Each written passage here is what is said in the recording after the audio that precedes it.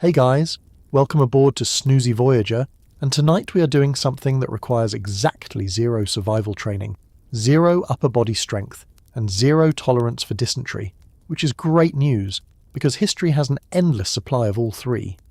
Tonight, we are waking you up in 1849, the California Gold Rush, the single most chaotic, muddy, hallucinatory, get-rich-quick scheme in American history.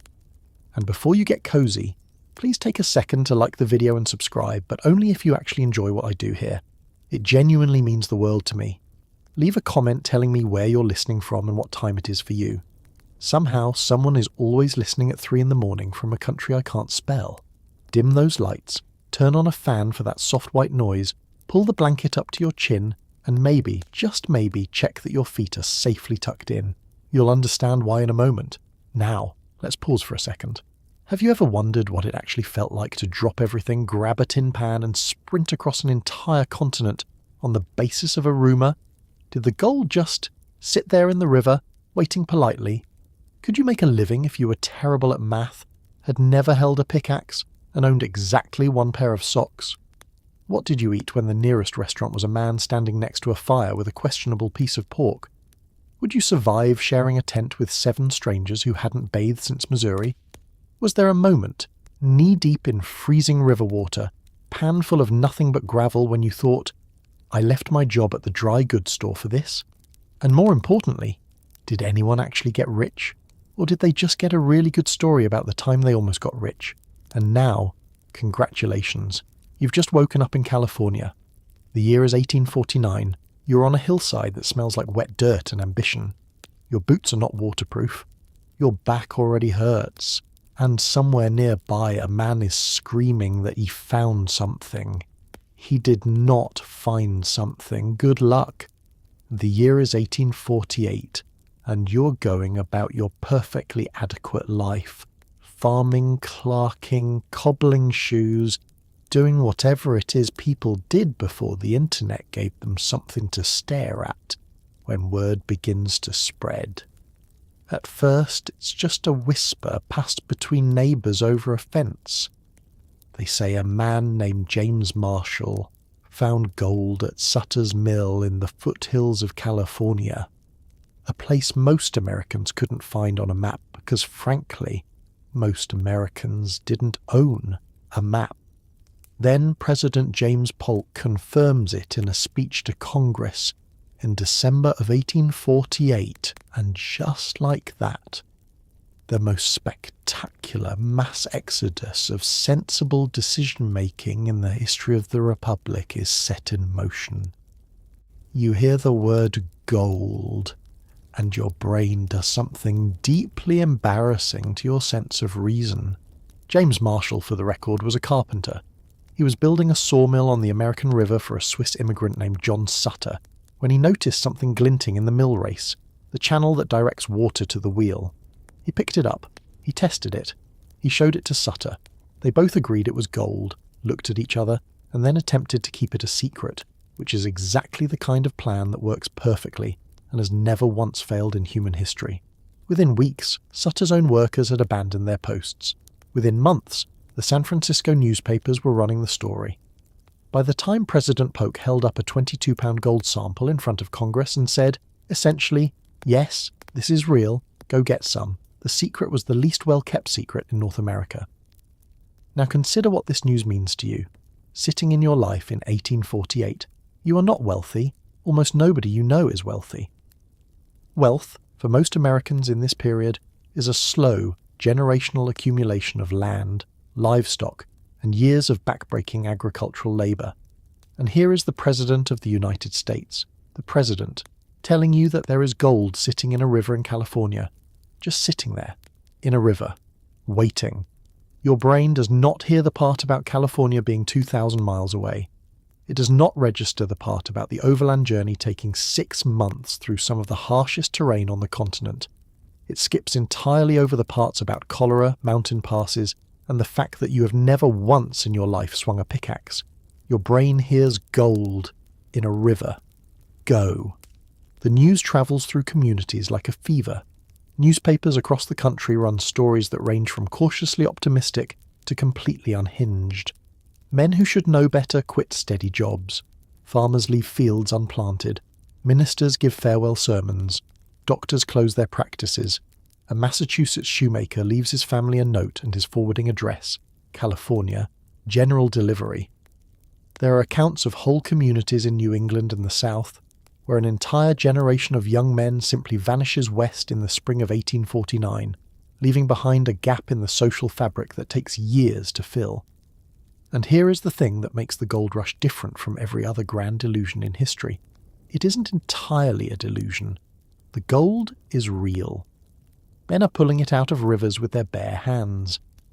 The first arrivals, the ones who got there in late 1848 and early 49, are finding colour in every pan, nuggets in creek beds, deposits of dust in crevices of exposed rock.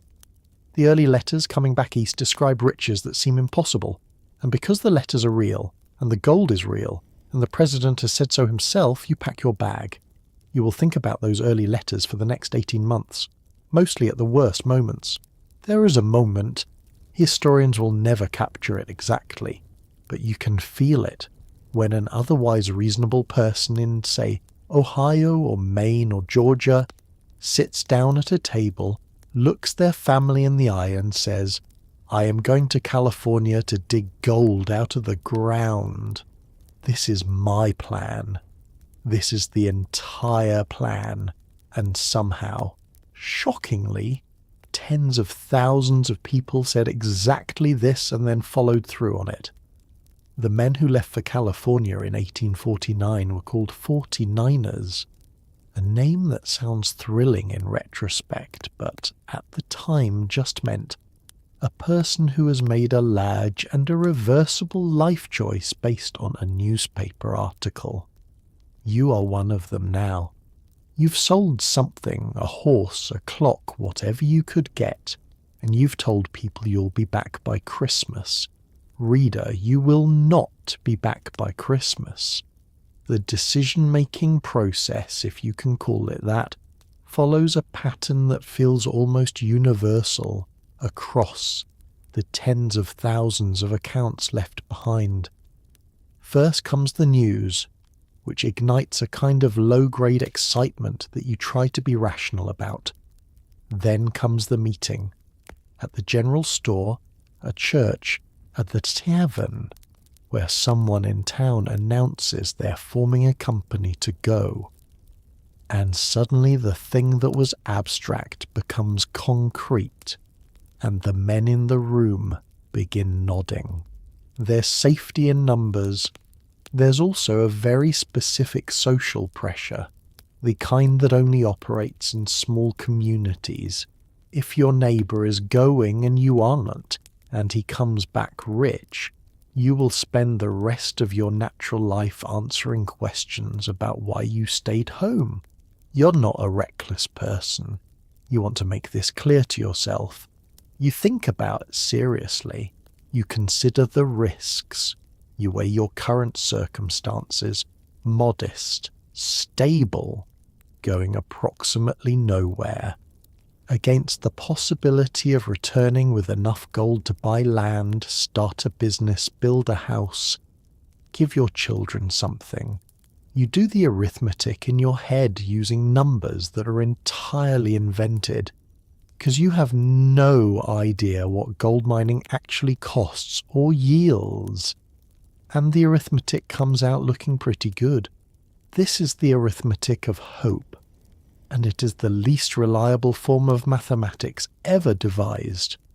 Many 49ers form companies before they leave, formal partnerships of men from the same town who pool their resources, share expenses, and agree in writing to divide whatever they find equally. These companies have names, constitutions and bylaws written up by someone with neat handwriting and more optimism than experience. They buy supplies together: picks, shovels, pans, India rubber boots, tents, medicines, 6 months of provisions. They appoint a captain. They have a send-off party. The whole town comes. Someone gives a speech about American enterprise and manifest destiny. there is singing, there are tears, and then you leave. And the first thing you discover, approximately 3 days into the journey, when the wagon wheel cracks and the provisions get wet, and the man who gave the speech about destiny turns out to be a spectacular complainer, is that the company arrangement is both your greatest asset and your greatest liability. These men will keep you alive through mutual support, shared labour, and the basic human instinct not to let someone you grew up with die alone in a ditch. They will also drive you completely and thoroughly insane. You are going to California. The plan has not changed, but the plan is already beginning its quiet, irreversible transformation into something else entirely, which is to say, experience. If you're sensible, practical, and mildly terrified of the ocean, you have chosen to travel overland, which means you have chosen to walk, wagon, and mule your way across approximately 2,000 miles of North America through prairie, desert, mountain range, and existential despair. The overland route via the California Trail is, in theory, straightforward. You follow the Platte River west from Missouri, climb through the Rockies at South Pass, cross the Nevada Desert, and then summit the Sierra Nevada mountain range before it snows and turns the whole thing into a catastrophe. In practice, it takes 5 to 6 months, requires you to abandon most of your possessions to lighten the load, and introduces you to the single greatest enemy of the gold rush. Not bandits, not bears, but the wagon wheel breaking on a rock in the middle of nowhere on a Tuesday. You depart from one of the jumping-off towns along the Missouri River, Independence, St. Joseph, Council Bluffs, in late April or May. Because you must time the journey to cross the mountains before the first snows of autumn close the passes. This deadline gives the entire overland journey a quality that modern travellers on a tight connection at a major airport will recognise. A background awareness that if things go wrong early, everything that comes after gets worse. Leaving too early means the grass hasn't grown yet and your animals will starve on the plains. Leaving too late means snow in the Sierra Nevada, and the Sierra Nevada in winter is where the Donner Party happened. A story that every single 49er knows and nobody discusses out loud. The first weeks on the trail are almost pleasant. The prairie is flat and green, the wagons roll smoothly, the company is still on speaking terms. You follow the Platte River, a wide, shallow, generally disappointing river that nevertheless serves as the highway of the overland trail for hundreds of miles. The landscape is enormous in a way that takes adjustment. The ski is bigger than anything you've seen in the east, the horizon impossibly far away, the grass going on in every direction like a green ocean. At night the stars are extraordinary. Then the rain comes, or the heat, or the cholera. The trail in the peak years of 1849 and 50 is crowded with tens of thousands of men and animals, all following the same water sources, all camping in the same spots, all using the same ground as a latrine. The result is a disease corridor of considerable efficiency. Cholera in particular moves up and down the trail with a speed and indifference to human dignity that no contemporary account fails to describe in detail. Graves appear along the road, then more graves, then clusters of graves. You pass them and you move faster. As you climb into the Rockies, the trail demands something more than endurance. It demands sacrifice. The wagons are too heavy. The animals are tiring. The standard advice, and it becomes standard because it is true, is to lighten your load. And so begins the great discarding. The trail is lined with abandoned possessions, furniture, tools, books, barrels of provisions, anvils, cast iron stoves, trunks of clothing. One section of the trail in present-day Nevada becomes known for the stench of dead animals and the scattered wreckage of goods thrown off to save the wagons. You pass a fine mahogany writing desk sitting in the middle of the desert with nothing around it for 50 miles, and you understand something about the gold rush that no newspaper article prepared you for. The Sierra Nevada is the final examination. The ascent is brutal, the descent treacherous, the pass is narrow and cold even in midsummer. When you finally come down the western slope into California, into the green, gold-lit valleys of the foothills, the feeling is not triumph. It is closer to relief at a cellular level, the feeling of a body that was not sure it would survive discovering that it has. You sit on a rock. You eat the last of something. You look at California. It is, you admit, very beautiful. You have a pickaxe. Let's go find some gold. Perhaps you are a person who looked at the overland route and said, 2,000 miles of walking sounds like the worst thing I've ever heard. In which case, you have booked passage on a ship. There are 2 sea routes to California, and they are both terrible in completely different ways. The long way takes you around Cape Horn, the southern tip of South America, a voyage of 15,000 miles that takes 5 to 8 months, through seas so violent they have their own category of bad weather named after them. The short way takes you to Panama, cuts across 50 miles of jungle on foot, or mule through heat and malaria, then hopes a ship is waiting on the Pacific side to take you the rest of the way. Many men got to Panama and found no ship. They simply waited in the jungle, which had its own opinions about that. You are on a ship. This was supposed to be the civilized option. You booked your passage in Boston or New York or Baltimore through one of the dozens of shipping companies that sprang up in the winter of 1848 and 49 to service the sudden overwhelming demand for berths to California. The price was high, anywhere from $150 to $300 for steerage, and the accommodations were described in the brochure in terms that you would now characterize as aspirational. You are in steerage. Steerage means a bunk in the lowest level of the ship, in a space designed for cargo that has been hastily converted to human habitation by the addition of wooden shelving divided into sleeping compartments. The ventilation is poor. The smell is immediate and total. There are 2 types of sea voyages to California, and both find ways to be miserable in their own specific idiom.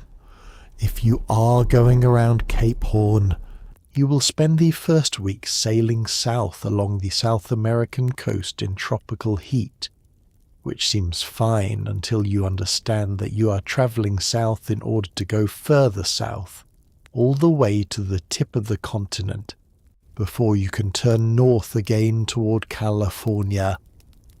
The Southern Ocean around Cape Horn is one of the most genuinely hostile bodies of water on the planet. The winds there are called the Roaring Forties and the Furious Fifties, named for their latitudes, and they have earned these names through centuries of wrecked ships and drowned sailors. Waves can reach 60 feet. The ship pitches and rolls in a way that makes sleeping, eating, and basic dignified existence essentially impossible for days at a time. Seasickness is universal. If you have chosen the Panama route, you have made a different bargain. The voyage to Panama's Atlantic coast takes 2 to 3 weeks and is comparatively uneventful. Then you arrive in the town of Chagres or Aspinwall, and you step ashore into Central America in the rainy season, and the jungle immediately clarifies what it thinks of your gold rush. You travel up the Chagres River by dugout canoe or native boat, a journey of 2 or 3 days through heat so thick it has a texture, and then overland by mule across the isthmus to Panama City on the Pacific. The path is a muddy track through dense jungle. It rains constantly. The mud is spectacular. Yellow fever and malaria wait in the standing water like very patient appointment keepers. When you reach Panama City, you expect a ship. What you find in 1849 is a beach crowded with hundreds of other men who also expected a ship. There are not enough ships. There are almost never enough ships. You wait. The waiting can last weeks. Some men wait months. A few give up and go home from Panama, which is itself a journey, having travelled 5,000 miles in the wrong direction and paid considerably for the privilege. The ones who press on eventually secure a berth on a Pacific steamer or a sailing vessel and complete the final leg north to San Francisco in another 2 to 4 weeks. When the bay finally comes into view and the hills of San Francisco appear through the morning fog, the relief among the passengers is so profound it is almost physical.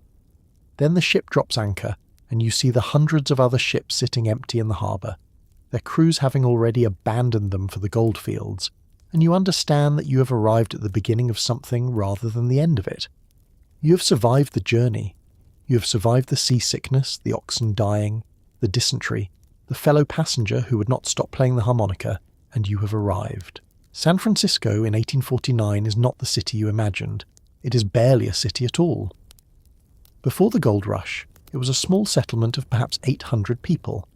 By the end of 1849, it has swelled to somewhere between 20 and 30,000. Tents line the hills. Ships sit abandoned in the harbour because their entire crews jumped ship and ran for the hills. Literally. The streets are mud. Everything is mud. The mud is so famous in San Francisco during this period that it deserves its own paragraph, and it will get one shortly. You step off the boat or the wagon or whatever has delivered you here, and you look around at the most chaotic place you have ever seen in your life, and you think, this is it. And then someone charges you $1 for a glass of water. San Francisco in 49 is a place so new and so rapidly constructed that it seems to be building itself while you watch. Every day new buildings go up. Not buildings exactly, more like aggressive suggestions of buildings. Canvas tents are the most common structure. Some have wooden frames. The more ambitious establishments, hotels, saloons, merchants, have actual plank walls and floors, which elevates them immediately to the status of substantial construction in this context. The hills of the peninsula are covered in a patchwork of white canvas that glows at night, when candles are lit inside, giving the city from a distance a faintly beautiful quality that absolutely does not survive proximity. The harbour is one of the strangest sights you have ever seen. By the summer of 1849, more than 500 ships are anchored in San Francisco Bay, simply sitting there, going nowhere. Their crews have abandoned them. Captains have jumped ship along with everyone else. Some of these vessels will sit in the bay for years, slowly rotting. Others are pulled ashore and converted into buildings. Some become hotels, some become warehouses. At least one becomes a jail. The bay itself is visibly shrinking as the wharves extend further and further into the water, and eventually entire neighbourhoods are built on landfill over what was recently the harbour. San Francisco is not just growing on the land available to it, it is making new land. This is a city in a hurry. You need a place to stay, and this is where the arithmetic of gold rush economics first becomes personal. A cot in a boarding house costs $1 a night, at a time when a skilled labourer back home might earn $1 a day. A private room, if such a luxury exists, costs $5. A meal in a restaurant is $1 minimum. You calculate how long your savings will last, and the number is smaller than you want it to be. You need to get to the goldfields, and you need to get there quickly, because every day in San Francisco is a day you are spending rather than earning. But San Francisco is also, underneath the mud and the prices and the chaotic noise of it, genuinely electric. There is something in the air of this city in this moment, a combination of ambition, novelty, and the specific energy of a place where all the rules are being invented in real time that gets into you whether you want it to or not. Men from a dozen countries argue in 3 languages on every corner. Fortunes are made and lost in the same afternoon. The newspapers are full of stories that would be unbelievable anywhere else and are simply Tuesday here. You arrived exhausted and somewhat broken, and San Francisco, despite everything, gives you a second wind. You head for the supply stores. You need a pan, you need a pick, you need boots that might actually keep your feet dry, though they will not. Let us talk about the mud. San Francisco in 1849 does not have roads so much as suggestions of where roads might one day exist, if anyone gets around to building them, which no one has because everyone is either trying to get to the goldfields or trying to sell things to people trying to get to the goldfields. What San Francisco has instead is mud of a depth and commitment that beggars description. Contemporary accounts, and there are many because appalled journalists follow the 49ers like a shadow, describe streets so deep in mud that horses sank up to their bellies. One famous story, which may be apocryphal but is spiritually accurate, tells of a man seeing a hat sitting in the middle of the street, picking it up, and finding a man underneath it who said calmly that he was all right as he still had his horse. You walk through this city on wooden planks laid across the mud like a game of very high-stakes hopscotch. The mud has a personality. It is not passive. It is not simply the absence of pavement. It is an active participant in daily life, a force with opinions about where you are going and how quickly. San Francisco's soil is a particular combination of clay and sand that, when saturated with the winter rains that fall with considerable enthusiasm between November and March, becomes a substance of almost supernatural adhesive quality. It takes boots, it takes wagon wheels, it takes the occasional small child who wanders off the planks. Men joke about it. Of course they do, because the alternative is weeping, and the jokes are very good. A notice appears in one of the city's early newspapers, offering a reward for the recovery of a mule that has sunk in the intersection of Clay and Kearny streets and has not been seen since Tuesday. The mud is the most visible symptom of a deeper infrastructure problem that San Francisco will spend the next decade solving in expensive increments. There is no municipal water supply. Water is hauled in barrels from springs and sold by the bucket. There is no sewage system.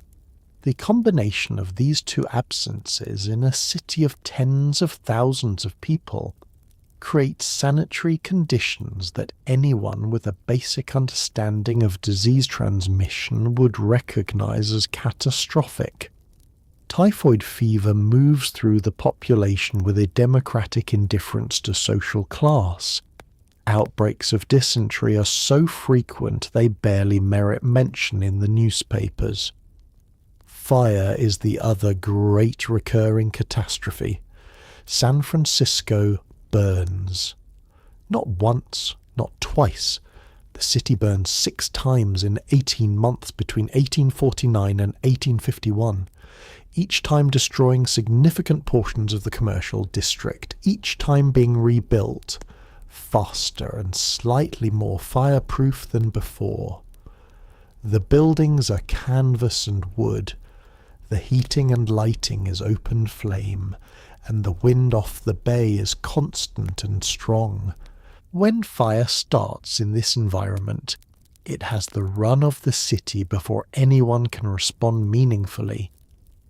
After the 4th major fire, the city begins seriously investing in brick construction.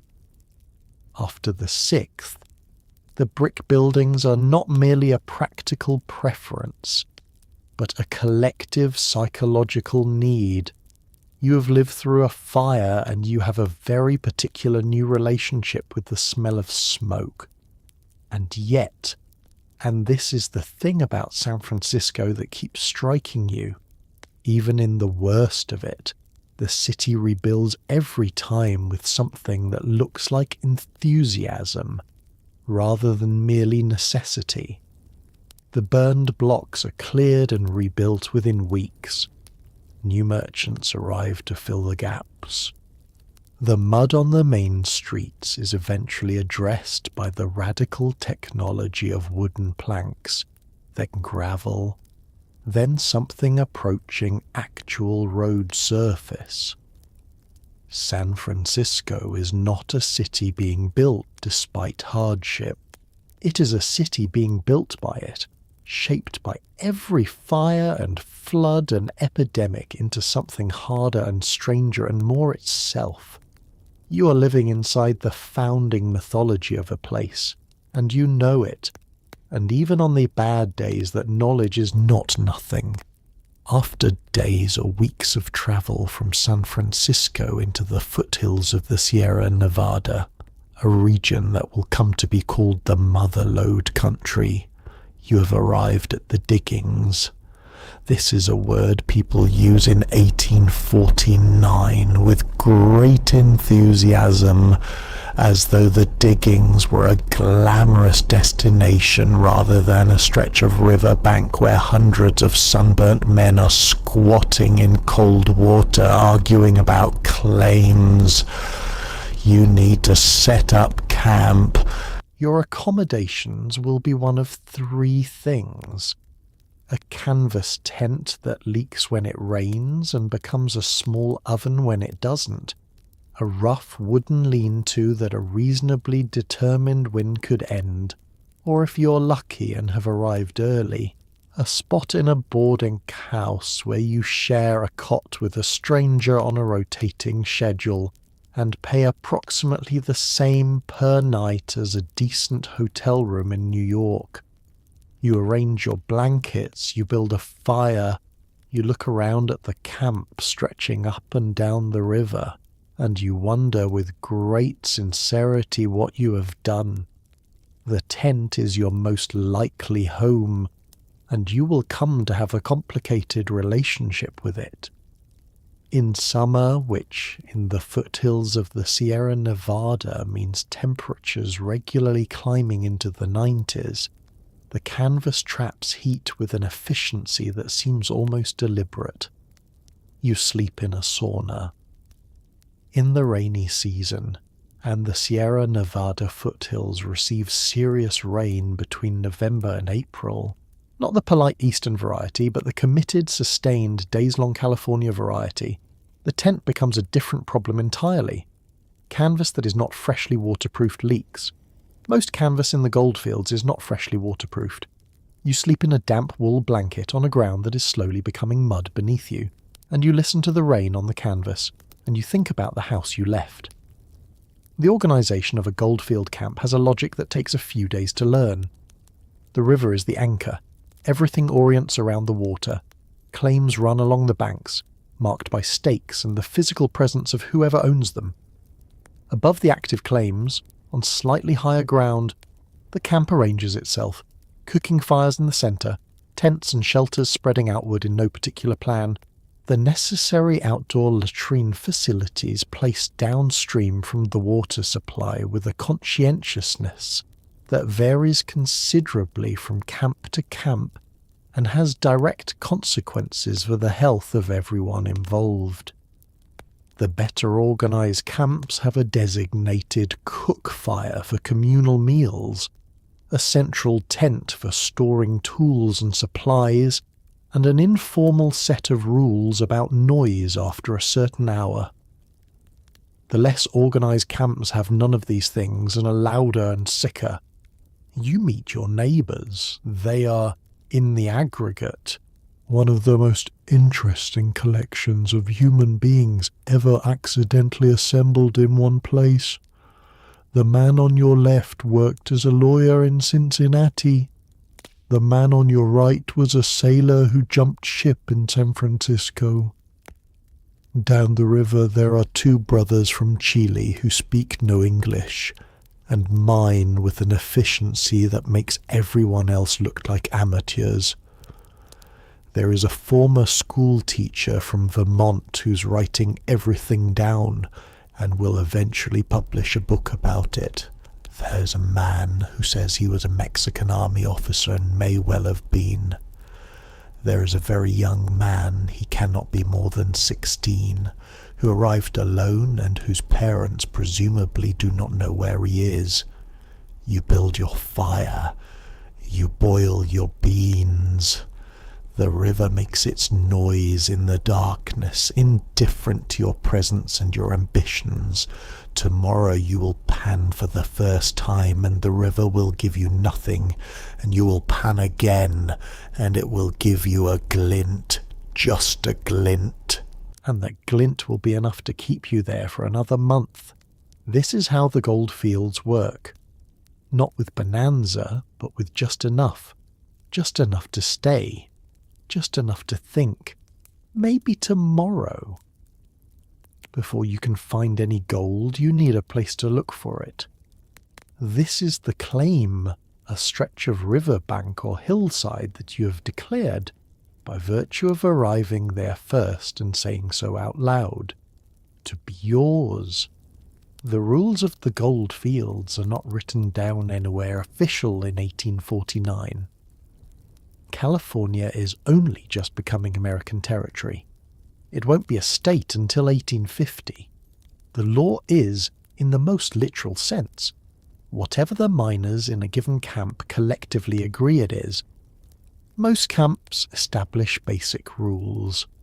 A claim is typically 10 square feet along a river, or sometimes 100 square feet at a dry digging. You're entitled to work it, and it's yours as long as you work it. Abandon it for more than a day or two and someone else can take it. This leads to a particular kind of anxiety that modern workers might recognize. The fear that if you step away for one moment, your entire livelihood will be occupied by a stranger. The process of actually staking a claim is deceptively simple. You find a stretch of riverbank or gravel bar that looks promising, and in the early days almost everything looks promising, which is its own problem. You drive stakes into the ground at each corner, you put your name on something, and you declare it yours. In camps where a miners' meeting has formally organized the rules, you might register your claim with a recorder appointed by the meeting, writing your name and the location in a rough ledger. In the less organized camps, the stake and the announcement are sufficient, backed by whatever social contract the camp's collective willingness to enforce it can provide. The challenge is that a claim is only yours if you can prove you were there first, and if your neighbours agree you were there first, and these two things are not always the same.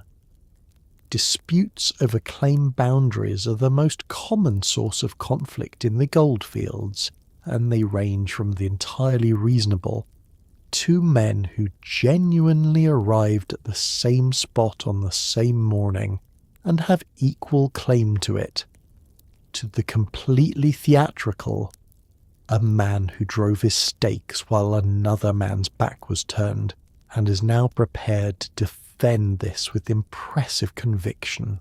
The miners' meeting is the court of first resort for these disputes. A group of men from the camp gathers, hears both sides, asks questions, and votes on a resolution, all in the time it takes to smoke a pipe.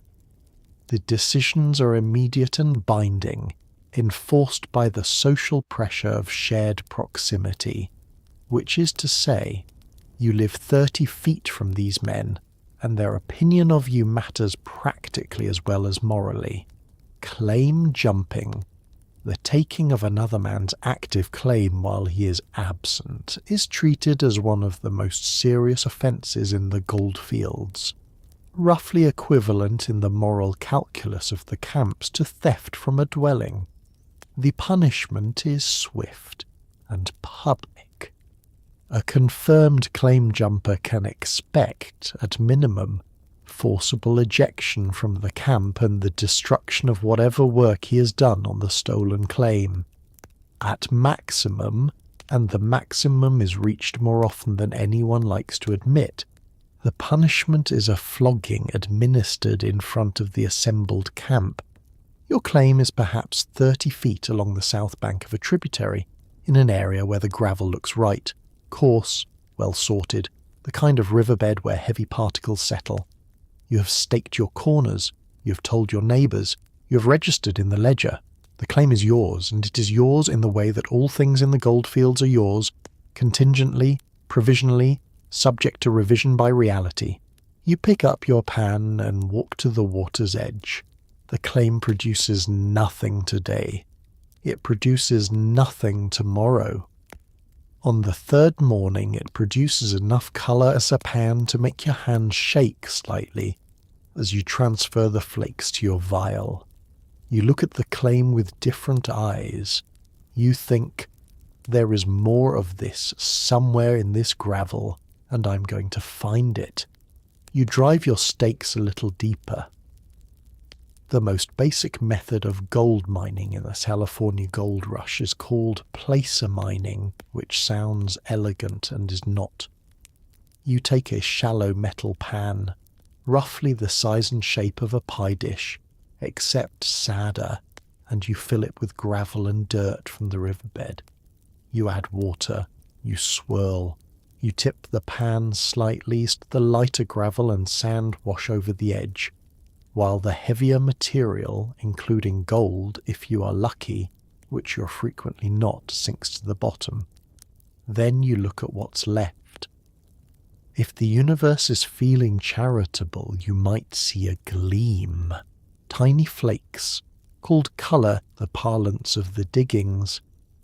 If you have found actual flakes of gold, you carefully pick them out with a wet finger and transfer them to a small glass vial or a folded piece of paper that you keep in your shirt pocket as though it contains your entire future, which it does. The process takes about 2 minutes per pan. You can pan maybe 30 pans an hour. Most of them contain nothing at all. Let's talk about what this actually feels like, because the experience of placer mining is one of the great sustained humiliations of physical labour ever devised. You are standing in a river. The river is cold, snowmelt cold, the kind of cold that is not uncomfortable so much as biologically assertive, the kind of cold that makes your feet go numb within 10 minutes and stay numb until you get back to camp and stand by the fire. Your back is bent at an angle that a doctor would describe as inadvisable, because you're leaning over to fill and swirl the pan at water level, and you are doing this for 8 to 10 hours a day. The sun in the California foothills in summer is not gentle. It is specifically aimed at the back of your neck, which is the one part of you that cannot get into the shade while the rest of you is in the river. The swirling technique takes practice to get right, and getting it right matters more than it might seem. If you swirl too aggressively, you lose the fine gold, the tiny flakes and dust that make up the majority of most deposits, over the edge with the lighter gravel. If you don't swirl aggressively enough, you don't clear the pan and you can't see what's left. There is a rhythm to it, a tilt and rotation and dip that experienced miners develop into something almost meditative, a practiced economy of motion that the new arrival does not have and must earn through several 100 pans worth of sore wrists and missed colour. The old-timers can look at your pan after a swirl and tell you what you did wrong. They will tell you, whether you asked or not. The gold itself, when it appears, is nothing like you imagined. It is not shining nuggets catching the light. Most of what you find is flour gold, particles so fine they look like yellow dust, suspended in the last of the sorter in your pan. Sometimes you find flakes the size of a fingernail clipping, and these feel like small miracles. Occasionally, rarely, but it happens. Someone finds a nugget, an actual lump of gold the size of a grape or a thumb, and when this happens, the news travels through camp instantly, and everyone who is not on a claim immediately goes and looks at it, because a nugget is proof that the gold is real, that the effort is not futile, that the next pan might be the one. The vial of dust and flakes in your shirt pocket grows slowly. At the end of a long week you weigh it at the assayer's scale in camp. You have perhaps half an ounce. At $16 an ounce, that is $8 for a week of labor in cold water in the California sun. Food and shelter for the week have cost you $7. You have made $1. You look at the vial, you look at the river, and you pick up the pan. After approximately 4 hours of panning, you come to understand why miners quickly abandon the simple pan for more efficient tools. The long tom is a wooden trough, anywhere from 10 to 20 feet long, with a ridged bottom, the riffles, that catch heavy gold particles while lighter material washes through with the water. You shovel gravel into one end, run water through, and collect what catches in the riffles. It requires 2 or 3 men to operate efficiently and produces results many times faster than hand panning, which is to say it still produces mostly nothing, but nothing faster. The sluice box is a longer, more elaborate version of the same principle, a series of troughs and riffles that can process huge volumes of gravel and sediment. Both inventions are simple, smart, and deeply satisfying in the way that any tool is satisfying when it represents you briefly having outsmarted geology. The long tom arrives in the goldfields almost as fast as the miners themselves, and its adoption is one of the more sensible collective decisions of the gold rush. The pan is fine for testing a deposit, a quick way to see if there's gold worth pursuing in a given patch of ground. But as a production tool, it is simply too slow. The long tom solves this. You position it along the river bank at a slight angle, so water flows steadily through. One man shovels gravel into the upper end. One man stands at the midpoint, breaking up clay clods that might carry gold inside them and would otherwise wash through whole. The water does the sorting work, carrying lighter sand and gravel over the riffles, while gold, being almost 8 times heavier than the surrounding material, sinks and catches. Every few hours you stop, remove the riffles, and carefully wash what has accumulated underneath into a pan for final cleaning. The sound of a long tom operation is one of the defining sounds of the California goldfields. The rhythmic scrape of the shovel, the rush and gurgle of water through the trough, the occasional clank of a rock hitting the wooden sides. It is industrial music of a rough kind, and it runs from first light until the light fails. The work is hard. Shoveling gravel continuously for hours is a specific kind of exhausting that locates itself in your lower back and shoulders and stays there. But it is productive, hard work in a way that panning sometimes is not, and productivity in the goldfields has a clarifying effect on morale. The sluice box pushes this principle further. Where the long tom is a single trough, a sluice can be dozens of feet long, sometimes hundreds, built in sections that can be extended as needed. By the early 1850s, larger mining operations are running sluices of extraordinary length through elaborate arrangements of wooden flumes that divert entire streams to flow through the equipment. these operations require capital, lumber, hardware, labour, and they mark the beginning of the transition from individual prospecting to something more like industrial mining. A man alone with a pan is replaced by a company of men with shovels feeding a machine. The yield per man-hour goes up. The romance, such as it was, goes down. What the Long Tom and Sluice reveal, when you work them for a few weeks, is something important about the gold rush that the newspaper stories did not prepare you for. Gold mining is not really about finding gold. It is about processing volume. You are not searching for treasure so much as running a very inefficient factory that uses water as a sorting mechanism and pays you in whatever doesn't wash away. The gold is there, genuinely there, in the gravel and sand of these Sierra Nevada rivers, but it is distributed so diffusely that extracting it in meaningful quantities is a matter of moving enormous amounts of worthless material to get at the small fraction that is worth something. The man who gets rich is not the man who finds the richest single spot. It is the man who figures out how to move the most gravel in a day. You shovel. The water runs. The riffles catch what they catch. At the end of the day, you clean the box and you see what the river has given you, and you decide whether to come back tomorrow. You are hungry. You have been hungry since Missouri, in a low, persistent background way that has become your natural state. The diet of the 49er in the goldfields is one of the great culinary tragedies of the 19th century, and that is saying something in a century that also produced hardtack and salt pork.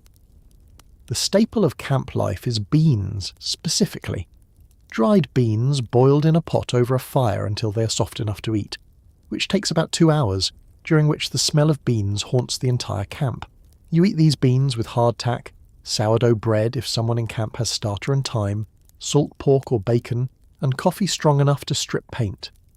Fresh vegetables are so rare in the goldfields that when a supply wagon makes it through with onions or potatoes, miners buy them for prices that beggar the imagination. In the winter of 1849 and 50, flour sells for $1 a pound in some camps, roughly $30 in modern money, and a potato can fetch $1 on its own. A single egg costs $1. You eat beans. The beans are not bad beans, to be fair to them. They are dried pinto beans or black beans, soaked overnight if you have the foresight to start them the night before, which you frequently don't, boiled in a camp kettle over an open fire with whatever flavourings available, salt, a piece of salt pork, onion if you're having a very good week. The problem with beans is not their flavour, which is neutral and inoffensive. The problem is the relentlessness. You eat beans for breakfast with coffee. You eat beans for lunch, cold from the spot. You eat beans for dinner, reheated, possibly with something additional if the cook has been creative. After 3 weeks of this, you develop a relationship with the bean that is less culinary and more philosophical. A kind of resigned accommodation with a food that you did not choose but that has chosen you. The coffee is the bright spot.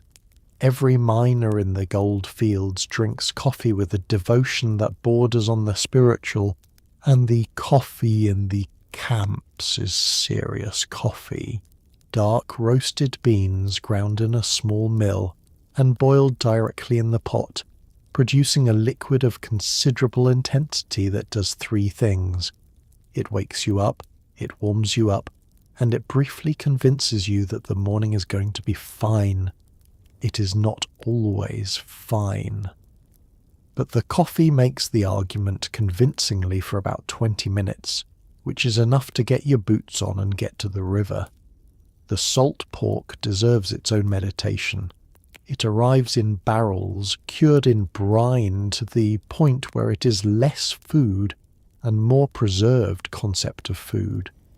Before you can eat it, you must soak it for hours, changing the water multiple times to remove enough salt to make it chewable without damaging your kidneys. After soaking, It is fried in a pan over the fire, where it releases a quantity of grease that can be used for cooking other things, waterproofing leather, and, in emergencies, lubricating machinery. The meat itself, after all this processing, tastes primarily of smoke and resignation, with a texture somewhere between leather and optimism. The supply situation improves whenever a pack mule train comes through. Merchants in Stockton and Sacramento dispatch mule teams into the diggings loaded with provisions, tools, and occasional luxuries, and their arrival in camp is treated as an event. Men crowd around to see what has come in, and to spend money they don't quite have on things their bodies are urgently requesting. Fresh onions sell out in minutes. Dried apples, which can be rehydrated into something approaching a dessert, go nearly as fast. A small wheel of cheese, dusty from the journey, sells for more per pound than the going rate for the beef back home. You buy what you can afford, eat it slowly and with great attention, and go back to the beans. Scurvy begins to appear in the camps in the winter months, the old sailor's disease making its inland debut. Your gums ache. Small wounds heal slowly. You feel a fatigue that sleep doesn't fix. Men who have been in the digging since spring start showing it by December, and the cure, fresh fruit, vegetables, anything with vitamin C, is precisely what the supply chain struggles most to deliver into the mountains in winter. Some miners learn from Mexican and Chilean companions to gather wild sorrel and other edible plants from the hillsides. The ones who don't are the ones the camp doctor, if there is one, sees in January. You eat a wild onion you found on a hillside and feel within 2 days measurably better. It is the best thing you have eaten since you left home. Here is something nobody tells you before you leave home for California. Water is the real limiting resource of the gold rush, and it will cause as much conflict, ingenuity, and misery as the gold itself. To work a placer claim, you need a constant supply of running water.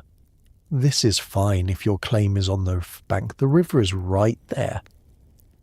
But as the easily accessible river claims fill up, miners begin moving away from the water, up onto dry hillsides and benches where older gold deposits sit in the gravel waiting. The problem is getting water to them.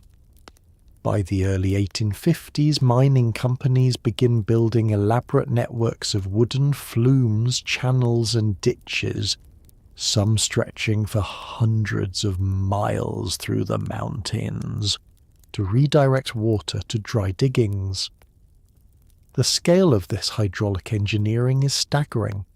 Water companies form, charge by the inch for their product, and become wealthy in the way that all gold rush fortunes are eventually won, not by digging, but by selling things to diggers. Your experience with water begins simply enough. The river is there. You use the river is free. This is the great advantage of a riverside claim in 1849, and it is why the riverside claims are taken first and defended most fiercely. The water does the work of sorting your gold from your gravel, and you pay nothing for it. The river does not charge by the inch.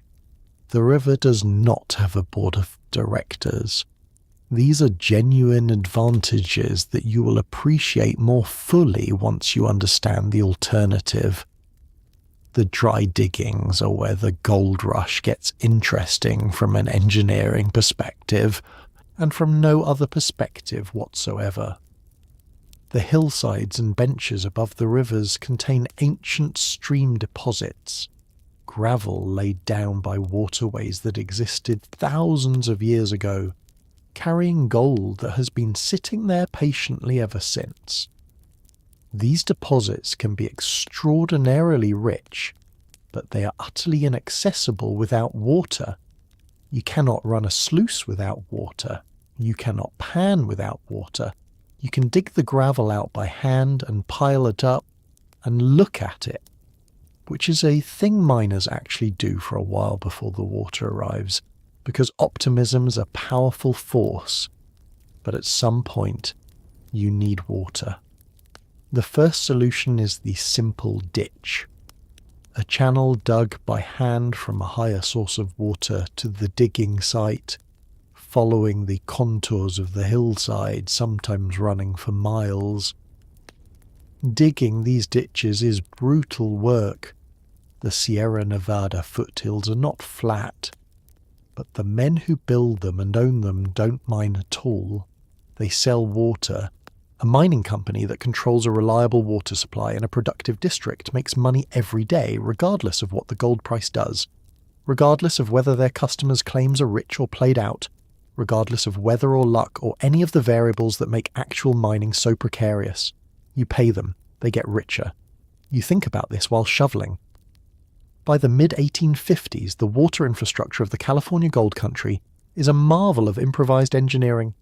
Hundreds of miles of wooden flumes carry water along cliff faces, through ravines, across valleys on trestled structures that look like the sketch of a bridge and somehow hold. The total investment in water delivery systems in the California goldfields exceeds the value of the gold they help extract from some districts, which is either a remarkable monument to human industriousness or an irony of world historical proportions, depending on your disposition. You look at a flume running along a mountain face 500 feet above the valley floor, carrying water from a Sierra Nevada lake to a dry hillside claimed 30 miles away, and you feel two things simultaneously: genuine awe at what men will build when sufficiently motivated, and a mild resentment that none of this ingenuity is making you any richer. The water in the rivers, meanwhile, is getting worse. Mining upstream means disturbed sediment downstream. The rivers of the Motherlode country run cloudy brown through the peak years of the rush, carrying the churned gravel of 1,000 claims in suspension. The fish that were plentiful in 1848 are largely gone by 1852. The water that you drink, and you do drink the river water because there is nothing else, carries the chemical residue of the mercury that miners use to amalgamate gold, the waste of thousands of men living along the banks, and a general accumulation of the byproducts of industrial-scale optimism. You boil it when you can. When you can't, you drink it and hope.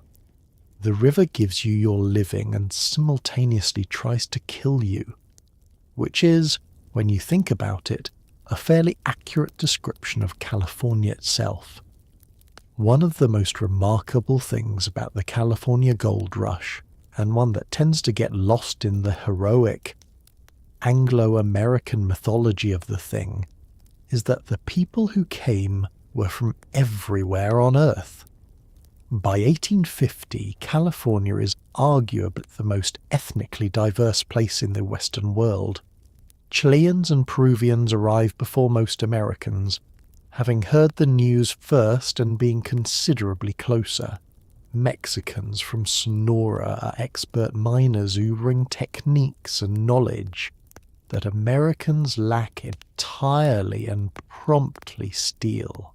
Thousands of Chinese men, eventually tens of thousands, crossed the Pacific, established their own camps and communities, and mine claims that others have abandoned as exhausted, often finding gold that hasty earlier miners missed. French, German, British, Australian, Hawaiian, and West African men all work the diggings. The goldfields of California are one of the first genuinely international labour environments in American history, and the dominant response of many American miners to this fact is, unfortunately, not gratitude. You notice the diversity on your first day at the diggings and every day after.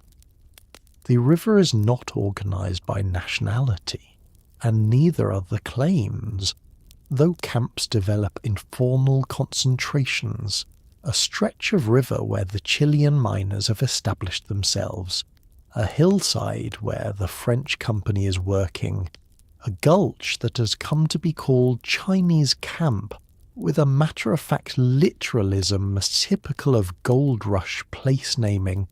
You work your claim, and the man 30 feet upstream speaks no English, and mines with the long-handled rocker cradle that you have never seen before, but which is clearly producing results, and you spend the afternoon trying to figure out how it works by observation because pride prevents you from asking.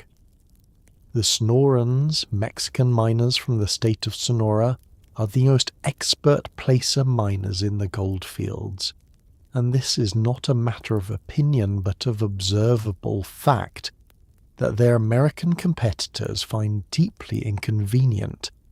They have been mining silver and gold in northern Mexico for generations. They arrive in California already knowing how to read a river, how to identify a productive deposit, how to work a dry washing technique called the boite that extracts gold without running water. They bring mules, equipment, and knowledge. They stake good claims because they know what a good claim looks like. American miners who arrive later and find the best spots taken by Sonorans do not respond to this with admiration. They respond to it with the foreign miners' tax, which is the tax that Congress and the California legislature use the word foreign to mean anyone who is not white and American, in the specific context of a place that was part of Mexico 18 months ago. The Chinese miners present a different and equally instructive story. They begin arriving in significant numbers in 1850 and 51, most of them young men from Guangdong province, responding to the same pull of economic opportunity that brought the Americans, just across a different ocean. They call California Gamsan, Gold Mountain, and they come with the intention of making money and returning home, which is a plan that the gold rush undermines with its customary indifference to individual plans. They establish their own camps, their own merchants, their own social infrastructure. They mine with patience and thoroughness, reworking gravel that white miners have abandoned as depleted, and frequently finding gold that was left behind by less careful methods. They are extraordinarily productive miners and extraordinarily frequent targets of violence, taxation, and legal exclusion. California will pass a law in 1852 barring Chinese immigrants from testifying in court against white men, which means that any crime committed against a Chinese miner by a white one is essentially unprosecutable. You are aware of this law. Most of the men in your camp are aware of it. The awareness does not produce universal outrage, which is its own piece of historical information.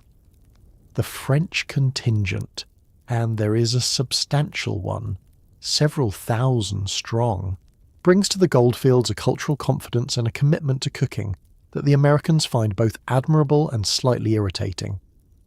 The French miners eat better than everyone else. They plant small gardens when they stay in one place long enough. They make things out of whatever is available that other miners would not think to make.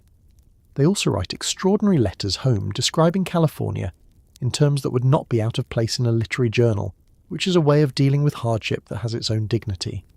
You work alongside all of these men, and what strikes you, when you let it, is not the strangeness of their presence, but the sameness of the condition.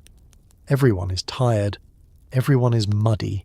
Everyone has a vial of dust in their pocket and a calculation running in their head about whether this is working. The gold fields are a great equalizer in the specific sense that they are hard on everyone, without discrimination or favoritism. In the cold river water and the summer heat and the long evenings in camp when everyone is too tired to feel anything much at all, except the desire to be somewhere else that they have not yet quite surrendered. The California Gold Rush is frequently narrated as a story of democratic opportunity.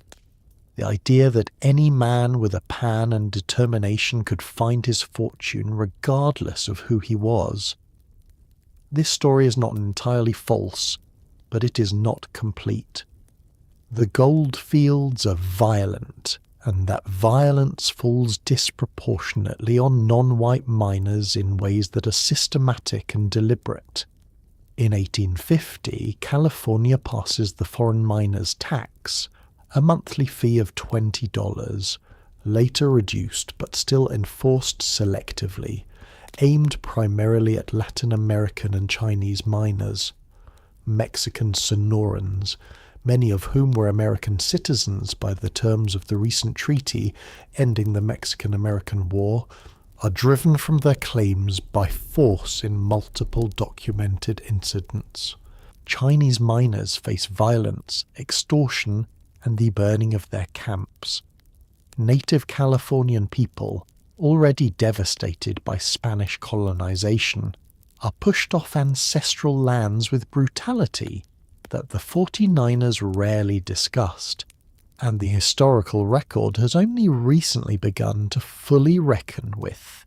The foreign miners' tax of 1850 is a document of remarkable legislative audacity. It charges $20 a month, equivalent to roughly $500 today, to any miner who is not a citizen of the United States for the privilege of mining in California. $20 a month in a world where a good miner might net $30 or $40 in a productive month after expenses is not a tax. It is an expulsion notice written in the language of fiscal policy.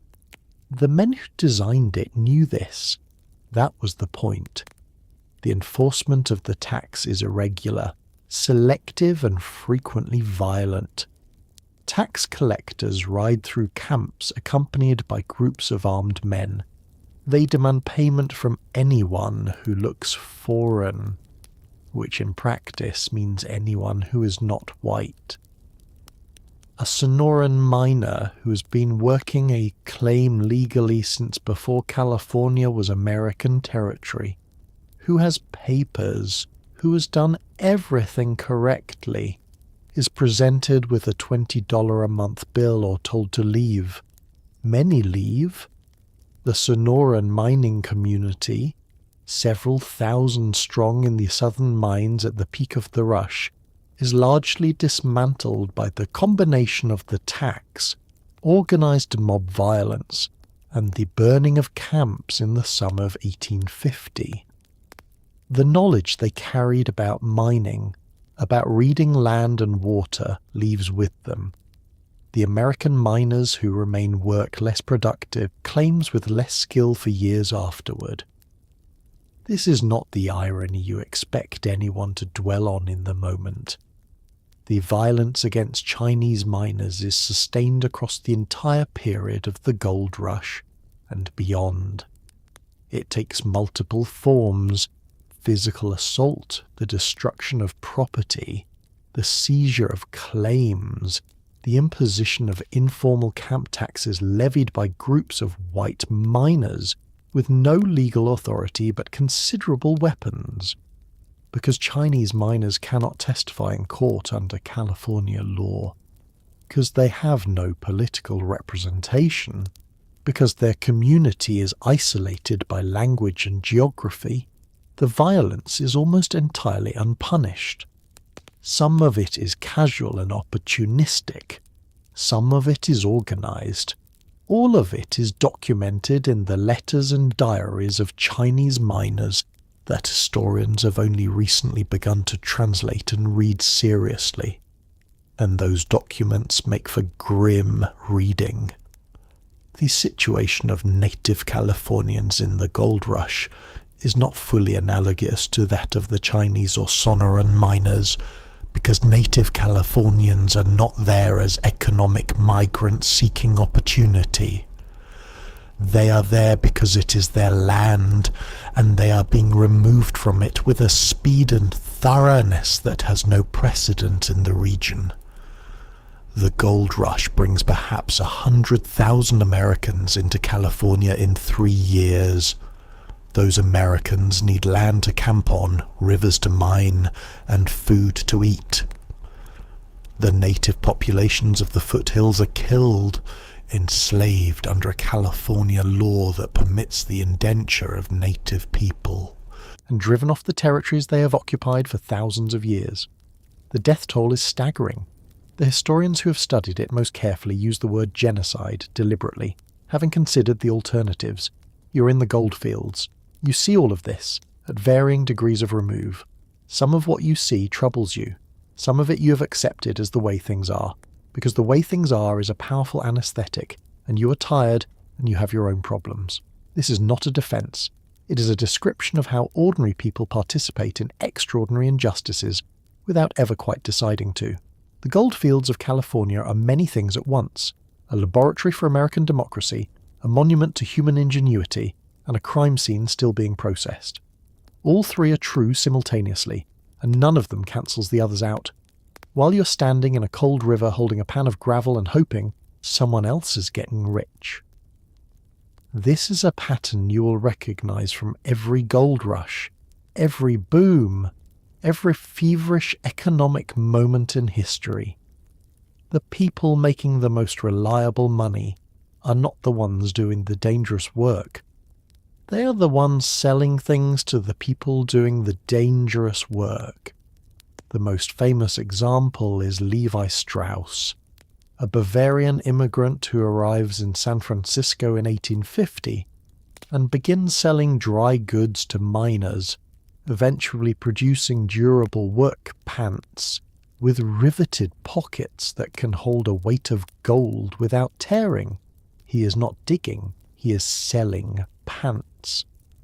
Similarly, John Studebaker, later of automobile fame, arrives in Placerville, California, and makes his first fortune manufacturing wheelbarrows for miners. Samuel Brannan, one of the most spectacular opportunists in American history, buys up all the mining supplies in San Francisco the moment he hears about the gold strike, then parades through the city waving a bottle of gold dust and shouting the news himself. He's not surprised when prices go up. He caused the prices to go up. He becomes a millionaire. The merchant class of the gold rush is, from a purely economic standpoint, the sanest group of people in California during this period. They have identified, with a clarity that the miners themselves cannot quite achieve because they are too busy being in the river, that the gold rush is not primarily a mining event. It is a consumption event. 100,000 men have arrived in a remote location with money in their pockets, no local economy to support them, and an urgent need for food, tools, clothing, shelter, and entertainment. The person who provides these things makes money every day, rain or shine, regardless of whether the rivers yield gold or gravel. The merchant does not need luck. The merchant needs inventory and a location. The markup on goods in the gold fields is extraordinary by any peacetime standard and entirely logical by the standards of supply and demand operating in a remote mountain district in the middle of a mania. A shovel that costs 75 cents in a St. Louis hardware store sells for $10 in a mining camp.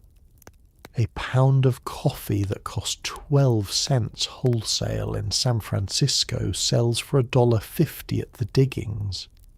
The men who transport goods into the mountains by pack mule, by wagon on the rough supply roads, command premium prices for the service, and they earn them, because the roads are bad, the mules are opinionated, and the mountains are not sympathetic to schedules.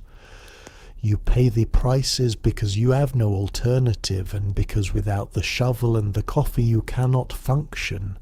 And functioning is what you came here to do. The gamblers occupy a different economic niche, but are equally profitable and considerably more entertaining. The saloons and gambling halls of the gold field towns run continuously, and the games most popular among miners, Monte, Faro, three-card Monte, poker in its early American forms, are designed by long experience to favour the house in ways that are not immediately obvious to the player. The men who run these establishments are professionals operating among amateurs, and the outcome over time is as predictable as any other asymmetric information problem in economics. Miners who have had a good week bring their earnings to the table with the specific goal of making them larger. The table has a different goal. The table usually wins. What the gamblers and the merchants and the Levi Strausses of the gold rush understand, and what the miners mostly don't, is that the real commodity in a gold rush is not gold. It is the people looking for gold, the needs of those people, their hunger, their thirst, their loneliness, their desire for entertainment and distraction, and the brief feeling of luxury are as reliable and inexhaustible as any mineral deposit, and considerably easier to access. You pan your 30 pans a day and find your half-ounce of dust, and wonder why your savings are not growing. The man selling you your evening whiskey does not wonder why his savings are growing. He knows exactly why. He watches you pay him with gold dust weighed on a small scale, and he smiles with the specific warmth of a man whose business model is working perfectly, and you smile back because the whiskey is genuinely good, and for the next hour everything feels fine. When the sun goes down and the panning stops, the social life of a gold rush camp is concentrated entirely in one location, the saloon. Calling it a saloon implies a permanence and grandeur it does not possess. In the early days of the diggings, the saloon might be a canvas tent with a plank across two barrels serving as a bar, a selection of whatever liquor the proprietor could haul in, and a back corner where someone has set up a Monte table. Monte is the gambling game of choice in the California goldfields, a simple card game of Spanish origin that miners play with a devotion that borders on the religious and a financial judgment that borders on the clinical. You walk in after a long day, you order a glass of aguardiente, a rough brandy that tastes like burning, or whiskey that has been cut with water and occasionally worse things, and you sit down at a table with men you have known for approximately 3 weeks and feel for a few hours something like civilized. The saloon is doing several jobs at once.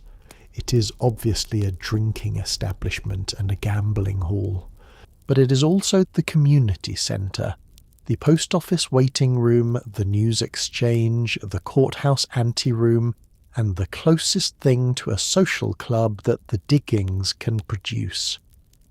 If you need to know which camp on the North Fork has been producing well this week, you find out in the saloon.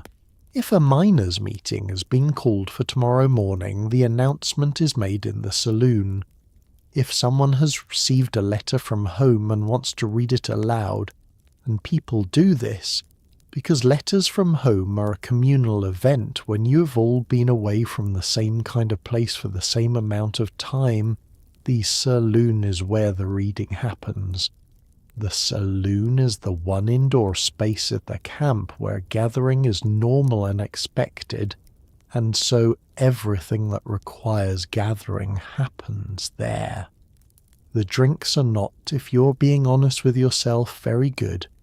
The whiskey that reaches the Goldfield saloons has typically travelled by ship to San Francisco, by wagon to the supply towns, and by mule into the mountains.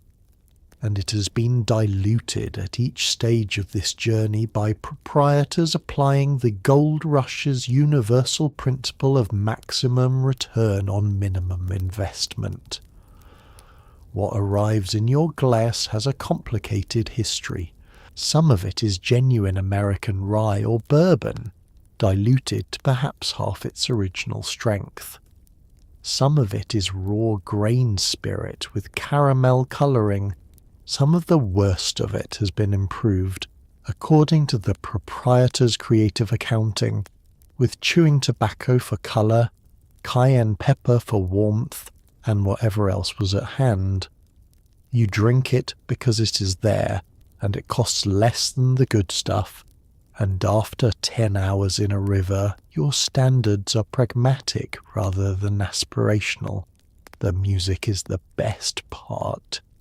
If your camp is lucky enough to have a fiddler, and many camps are, because musicians follow populations the way water follows gravity, the evenings take on a different quality entirely.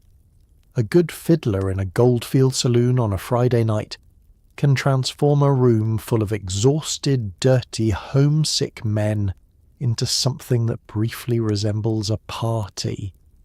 The tunes are the old ones from back home, reels, jigs, sentimental ballads, hymns played fast enough to dance to, and for a few minutes before sleep comes you're not thinking about the claim or the beans or the calculation of whether this is working. You're just here, in California, in 1849, which is, however else it is going, undeniably interesting. Let us talk about money. Not the gold you're finding, that is its own conversation, and a discouraging one, but the money you are spending, which is considerable and relentless. The prices in the California goldfields during 1849 and into the early 1850s are so astronomical that they remain genuinely shocking, even accounting for inflation. A meal at a rough camp eating house, beans, bread, coffee, a piece of pork, costs $1. A bed in a boarding house, shared with multiple strangers, costs $1 a night. A pair of boots costs $30, about the same as 3 ounces of gold. A doctor's visit, if a doctor can be found, cost an ounce of gold, $16 by the official rate.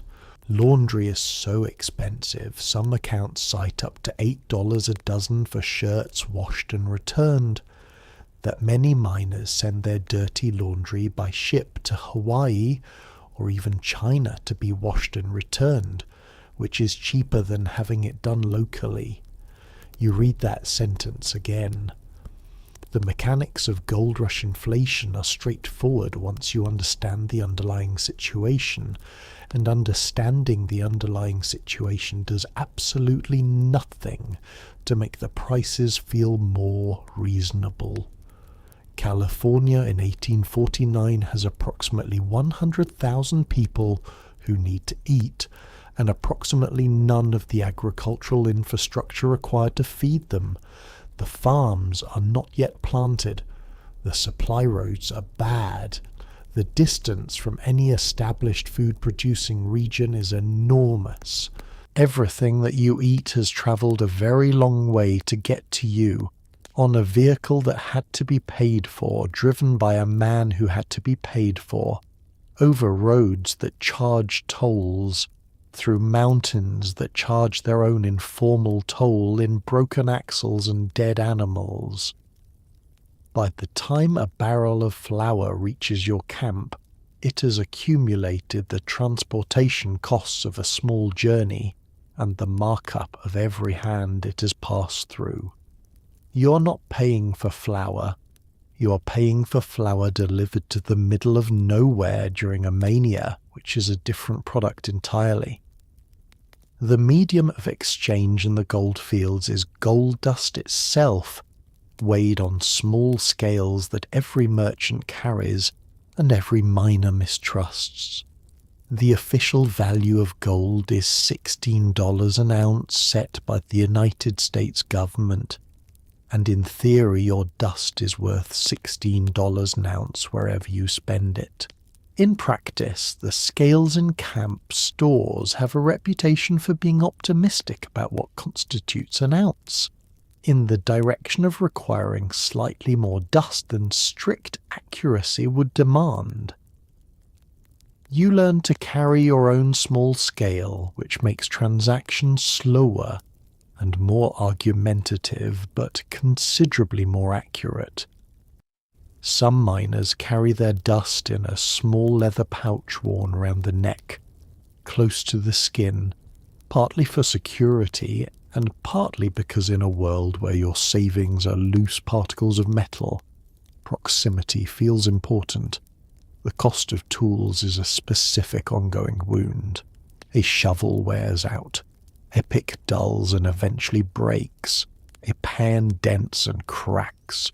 The wooden parts of a long tom rot in the constant wet. Everything that makes your mining operation function needs periodic replacement, and replacement costs money that comes from the same gold that the tools were supposed to help you find. It is a circular economy with a leak in it, and the leak is the merchant's margin. You buy a new pick handle for $3, you pan for 2 days and earn the $3 back. You have broken even on the pick handle. You have not yet begun to address the cost of the boots.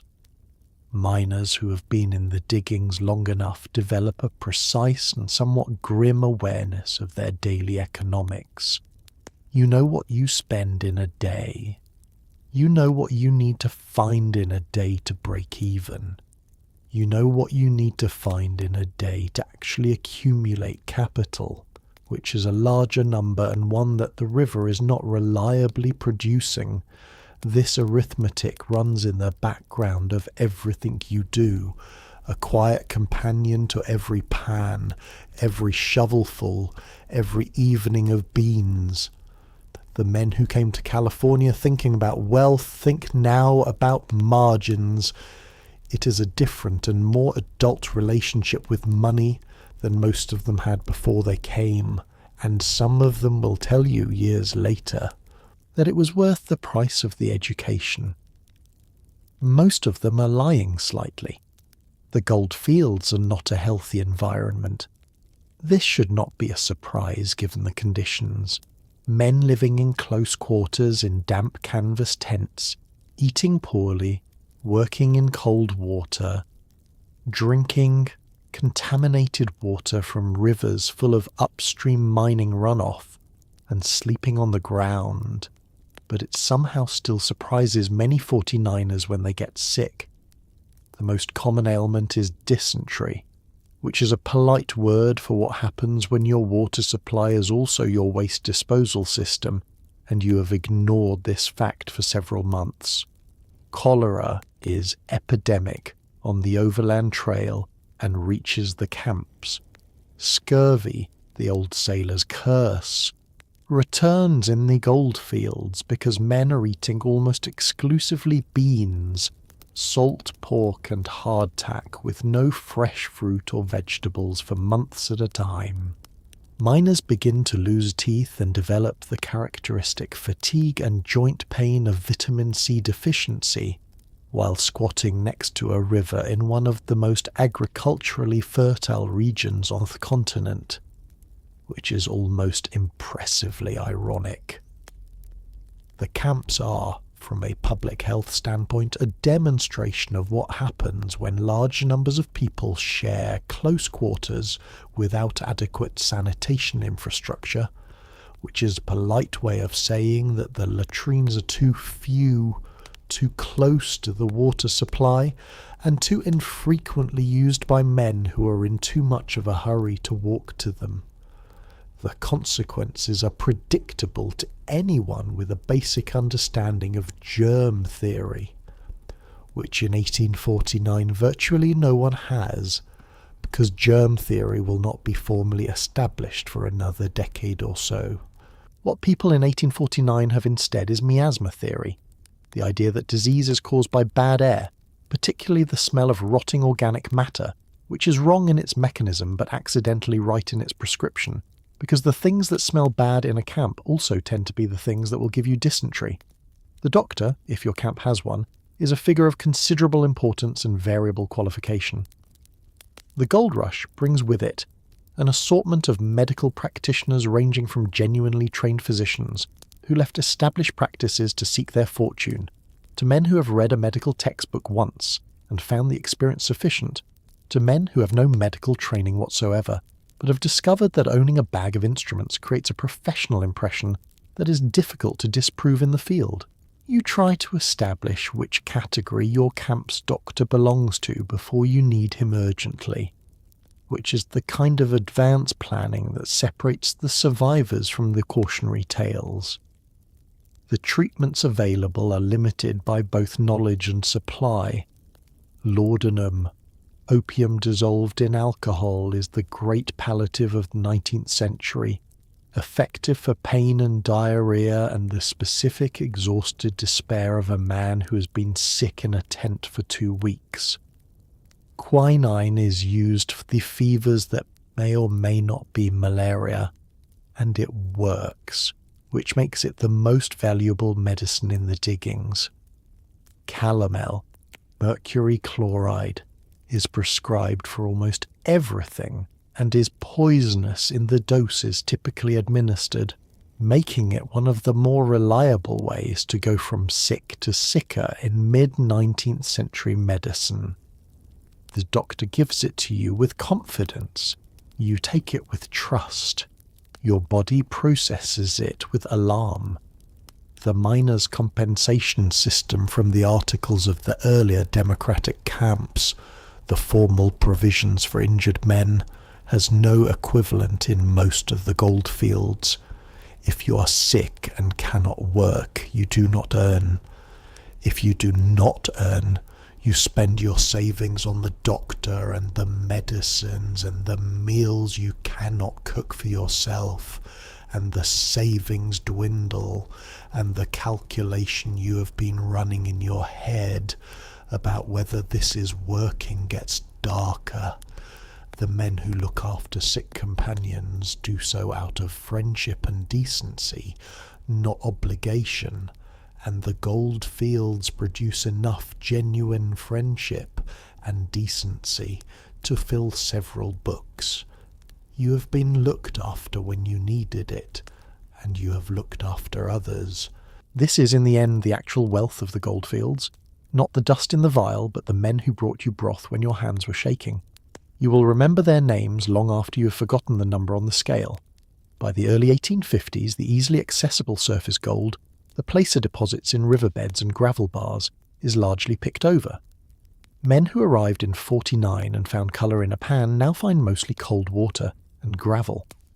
The industry adapts, as industry does, by finding ways to extract harder-to-reach gold with increasing amounts of violence toward the landscape. Hydraulic mining is the logical endpoint of gold rush ambition. You take an enormous iron nozzle called a monitor, connect it to a water supply under tremendous pressure, and point it at a hillside. The water blasts the hillside apart. Entire mountains are systematically destroyed. The debris, millions of tons of gravel, clay and rock, washes into rivers, filling them up, flooding farmland in the Sacramento Valley miles downstream, and eventually burying entire towns in sediment. It is one of the earliest and most dramatic examples of industrial-scale environmental destruction in American history, and it happens quickly enough that people can watch it happen and argue about it in real time. The monitor is a piece of engineering that you have to see to fully appreciate, and appreciating it requires setting aside what it is doing to the mountain behind it. It is essentially a giant metal nozzle, pivoting on a ball joint so it can be aimed, fed by a pipe from a high-pressure water supply. The water arrives through the pipe with the force generated by a significant elevation drop, sometimes hundreds of feet, and exits the monitor as a solid stream of water powerful enough to knock a man off his feet at 100 yards. At close range, it strips bark from trees. At working range, aimed at a gravel face, it excavates a hillside with a speed that no number of men with picks and shovels could approach. A single hydraulic operation can move more material in a day than a crew of hand miners could process in a month. The economics are compelling in a way that overrides other considerations, which is the standard story of industrial technology, and which never gets less depressing in the telling.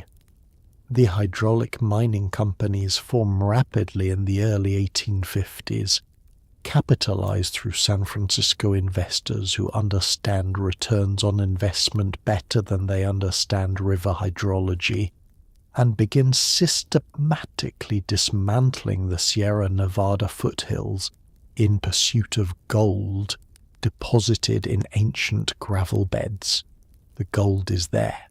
The method works. The yields justify the investment. Everything is working exactly as intended. What is also working as intended, though nobody intended it, is the downstream effect. The debris blasted off the hillsides. Geologists call it hydraulic mining debris. Contemporaries call it slickens, as to go somewhere, and it goes where water always takes things. Downhill, into streams, into rivers, into the Sacramento River, and eventually into the Sacramento Valley. The rivers fill. Their beds rise as the debris accumulates. The water that previously ran, contained within the river's banks, now runs over them, because the banks are 10 or 15 or 20 feet lower than the new bed. Farms in the valley that have been productive for years find their fields buried under 6 feet of grey mining silt. The town of Marysville watches the Yuba River rise toward its levees year by year until the situation is not metaphorical but literal. The riverbed is higher than the town. The farmers of the Sacramento Valley are not people who take this quiet. They organize, they litigate, they lobby, and in 1884 a federal judge named Lorenzo Sawyer issues the Sawyer decision, one of the first significant environmental rulings in American legal history, prohibiting hydraulic mining debris from flowing into navigable waterways. The ruling effectively ends large-scale hydraulic mining in California. The mountains, by this point, have had approximately 400 million cubic yards removed from them by water pressure. That number is not a typo. The landscape of the California Gold Country has been physically rearranged, in some areas beyond recognition, in the pursuit of a metal that the country needed less than it thought, and the mountains needed more than anyone asked. You stand at the edge of a hydraulic pit in the 1850s, an open wound in the hillside the size of a city block, raw orange gravel and clay exposed to the sky, the monitor working steadily at the far end, and it is genuinely spectacular in the original sense of the word, which means a thing that demands to be looked at even when you would rather look away. The California Gold Rush is often depicted as an entirely male enterprise, which is approximately 85% accurate, and therefore approximately 15% wrong in ways that are interesting. Women are a small minority in the gold fields, especially in the earliest years, but they are not absent, and those who come occupy a remarkably powerful economic position. Because men vastly outnumber women. Any woman who arrives with entrepreneurial instincts finds opportunity, on a scale unavailable to her back home. Women run boarding houses, cook for miners, do laundry, and operate businesses that generate income far more reliably than panning. Lucina Stanley Wilson arrives in California in 1849, sets up a rough plank table near the mines, offers food to hungry miners who pay in gold dust, and within months owns a hotel. She describes the experience with the brisk clarity of someone who has identified a market inefficiency and exploited it. There are also women who mine directly, a small but documented number, and women who arrive as wives and find themselves widowed, sick, or stranded, navigating an entirely unstructured society with no safety net whatsoever. The economic power of women in the goldfields is a direct function of scarcity, and it operates by a simple arithmetic that the miners themselves are the first to acknowledge. In a camp of several hundred men, a woman who can cook charges what she likes and gets it, a woman who takes in laundry, a task that men in the camps perform with universal misery and poor results, earns more per hour than most miners earn panning. A woman who opens a boarding house and runs it well becomes wealthy with a reliability that the rivers do not provide. The gold rush is, among its other identities, a case study in how dramatically scarcity shifts the terms of an economy, and what it was scarce in beyond gold was anyone willing to do the domestic labour that keeps human beings fed and clothed and housed, which turned out to have a market price considerably higher than the going rate back in Ohio. Lucina Wilson's account of arriving in Sacramento in 1849 and immediately understanding the opportunity is one of the clearest-eyed pieces of gold rush writing in existence. She describes a miner offering her $5 for a biscuit she happened to be holding, simply because she was a woman holding food he wanted, and $5 was what he had. She charged him $5.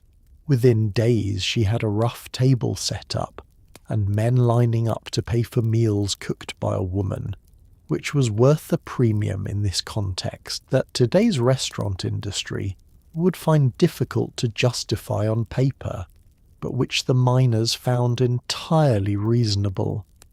She and her husband built a hotel. It burned down in one of the Sacramento fires. She built another one.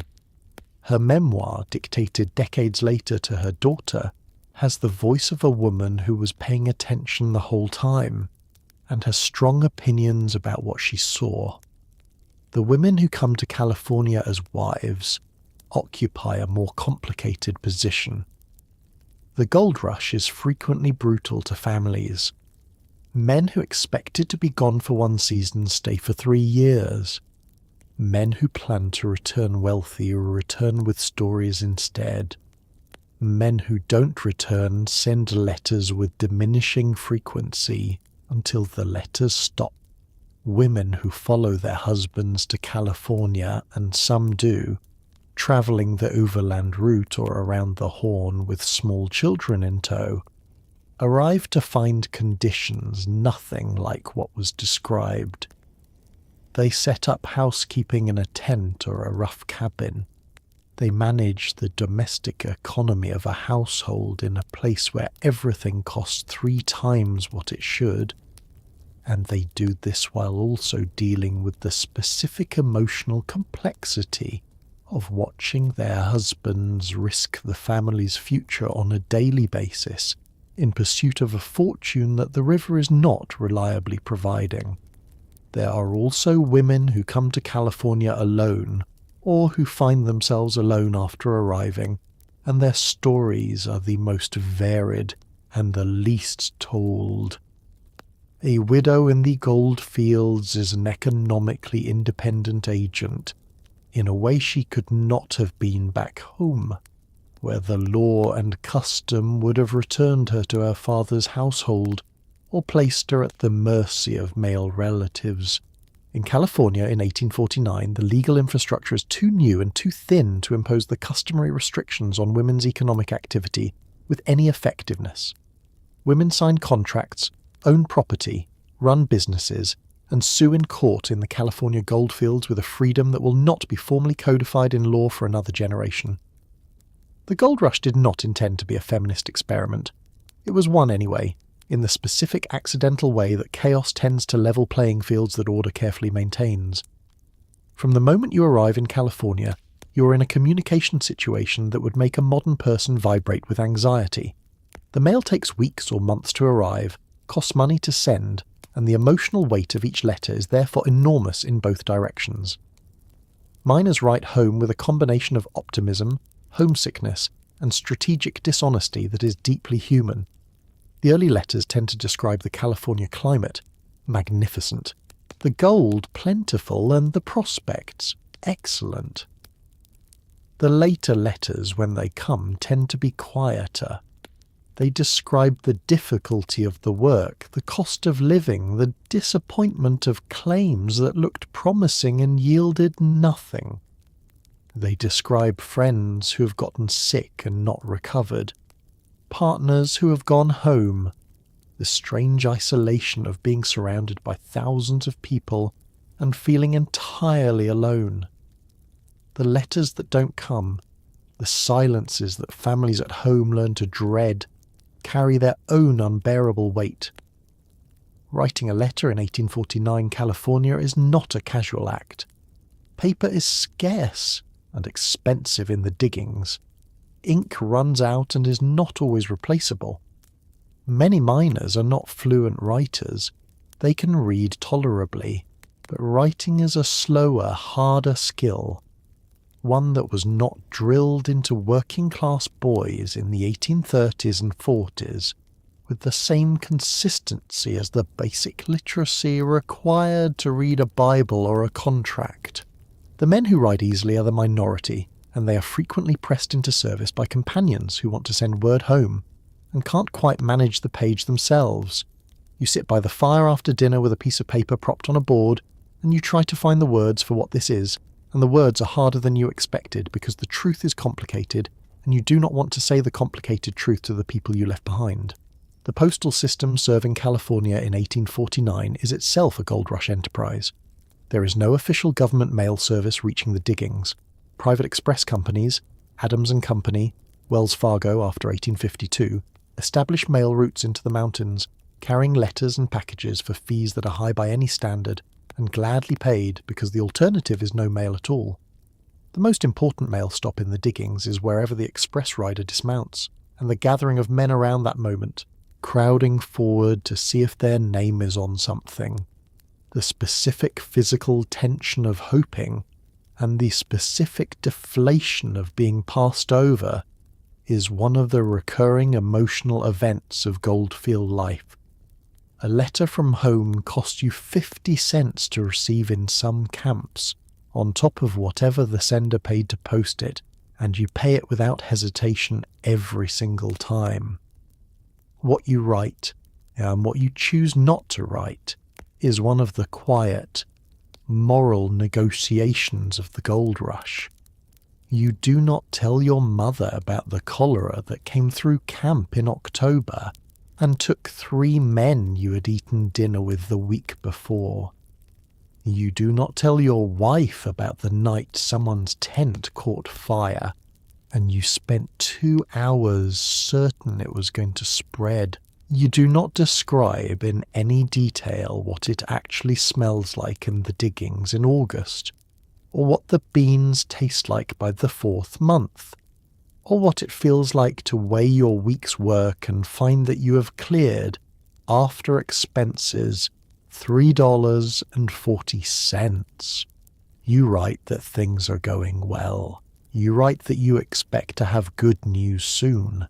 You write that California is remarkable and the weather is fine and you miss everyone very much. All of these things are true. None of them is the whole truth. This is not dishonesty. It is mercy, directed at the people you love and also at yourself. The letters coming the other way, from home to California, are the most precious object in the diggings, and this is not hyperbole. A man who receives a letter from his wife will read it so many times the paper softens along the fold lines. He will read it to companions if he trusts them enough. He will keep it in his shirt pocket until it falls apart, at which point he will fold the pieces carefully and keep those. The news in these letters, a child's first steps, a harvest that came in well, a neighbour who has moved away, the small accumulating details of a life continuing without you, lands with an intensity that is difficult to explain to someone who has not been far from home for a long time with no reliable way back. The gold rush is, underneath all its noise and ambition and mud, a story about distance. The distance between California and everywhere else, and the distance between the man you were when you left and the man the diggings are slowly making you into, and the question of whether those two men will recognize each other when this is finally over. Wherever miners concentrate, towns appear with a speed that would seem impossible if you hadn't seen it happen. The gold rush boom towns of California's foothills begin as camps, a few tents around a promising stretch of river, and become within months functioning, chaotic, expensive, occasionally violent settlements with hotels, saloons, banks, newspapers, churches and brothels, usually in that order of arrival. Placerville, originally called Dry Diggings and then, briefly and informatively, Hangtown, because of a particularly vigorous period of vigilante justice, becomes one of the major supply towns of the southern mines. Nevada City in the northern mines becomes, within a couple of years, a substantial town with a theatre, a library and a debating society, because miners are not simply animals but men who miss lectures. Many of these towns are built entirely of wood, which means they burn down regularly and are rebuilt immediately, because the economic logic of the gold rush does not pause for fires. The name Hangtown deserves its moment. In the winter of 1848 and 49, before California has courts or sheriffs or any formal apparatus of law enforcement, a miners' meeting in the camp then called Dry Diggings convicts 5 men of various crimes, robbery, attempted murder, and sentences 3 of them to hanging on the same afternoon as the trial. This is swift justice by any measure, and it gives the town a name that sticks for years despite the best efforts of residents who prefer something more conducive to real estate values. Eventually the town is renamed Placerville, which is accurate and dignified and completely fails to capture the spirit of the place. The towns of the Mother Lode country develop their characters quickly and keep them. Placerville, sitting at the junction of several important supply roads, becomes the commercial hub of the southern mines, a town of merchants, teamsters, and the specific kind of entrepreneurial energy that comes from being the place where everything passes through. You can buy almost anything in Placerville. You can ship almost anything out of it. The prices are lower than in the diggings, which is relative, and the selection is better, which is meaningful when your options are otherwise limited to whatever the pack mule carried in. The streets are wide enough for wagons to turn around, which is a sign of planning that not every gold rush town can claim. Nevada City is different in character, smaller initially, and set in a narrow ravine that gives it a vertical quality. Buildings climbing the hillsides in a way that requires stairs where other towns have streets. It produces gold in serious quantities for the surrounding diggings, and it produces something else equally valuable, a sense that this is a place worth investing in. The first newspaper arrives in 1850. The first theatre opened shortly after, staging performances that would not embarrass a city 10 times Nevada City's size, because the miners who fill the seats are starved for entertainment of any kind, and respond with the enthusiastic generosity of an audience that has nothing else to do on a Saturday night. The debating society meets weekly and argues about politics, philosophy, and the future of California, with an intensity that suggests that months of physical labour have not dulled the appetite for intellectual combat. These are not simple men. They are complicated men in simple circumstances, and the towns they build reflect both. The built environment of the Gold Rush towns is a record of speed and improvisation that archaeology is still unpacking. The first structures are canvas, because canvas can be erected in hours. Canvas gives way to rough lumber as sawmills come online in the foothills, producing boards of uneven quality that are nailed together into buildings of variable permanence. Brick are the towns that don't, the ones whose gold runs out before the bricks arrive. Leave behind only the depressions in the hillside where the claims were, and the occasional rusted tool in the brush. They are not sad exactly. They are the Gold Rush being honest about what it always was.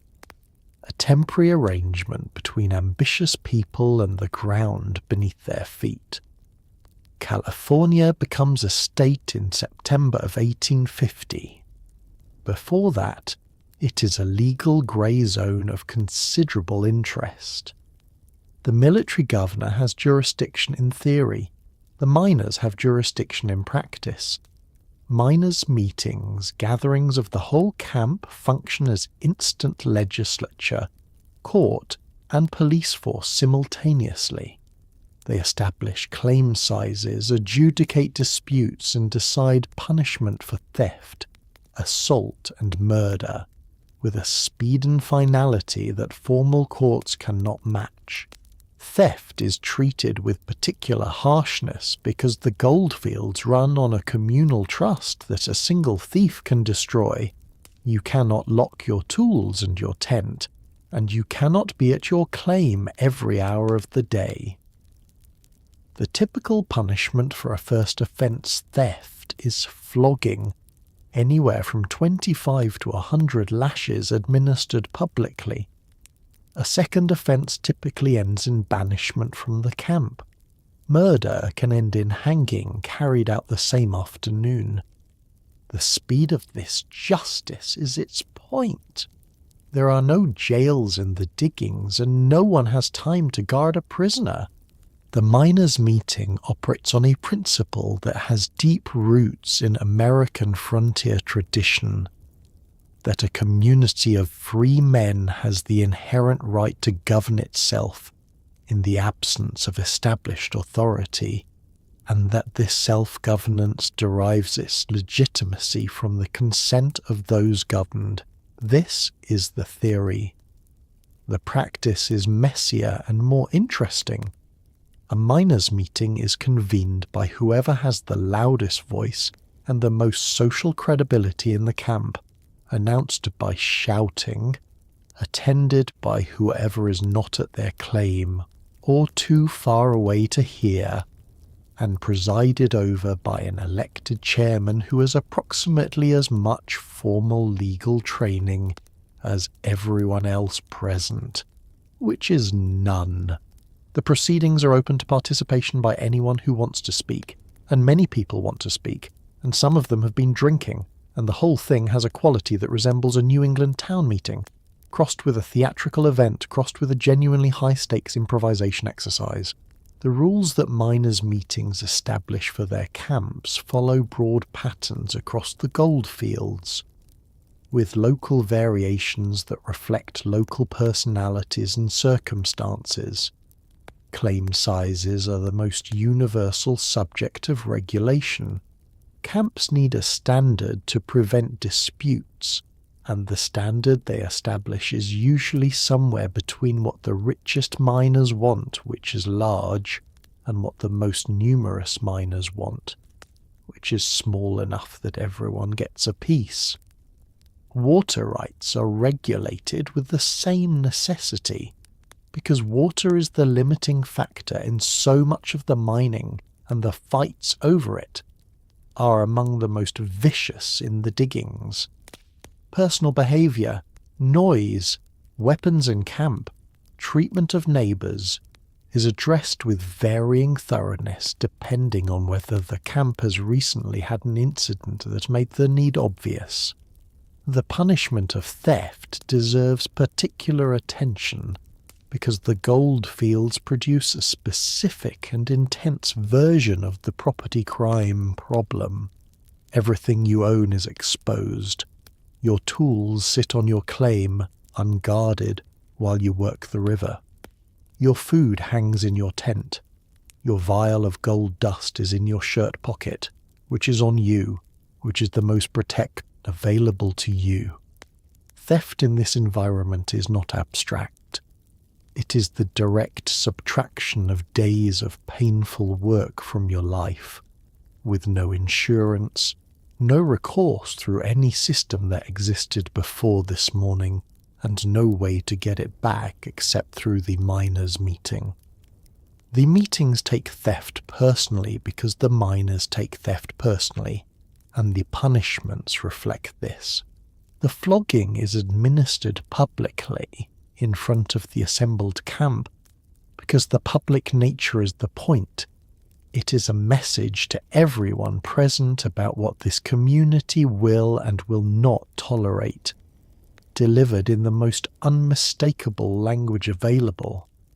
Vigilante justice in the larger towns, San Francisco, Sacramento, Stockton, takes on a different character than the miners' meetings in the diggings.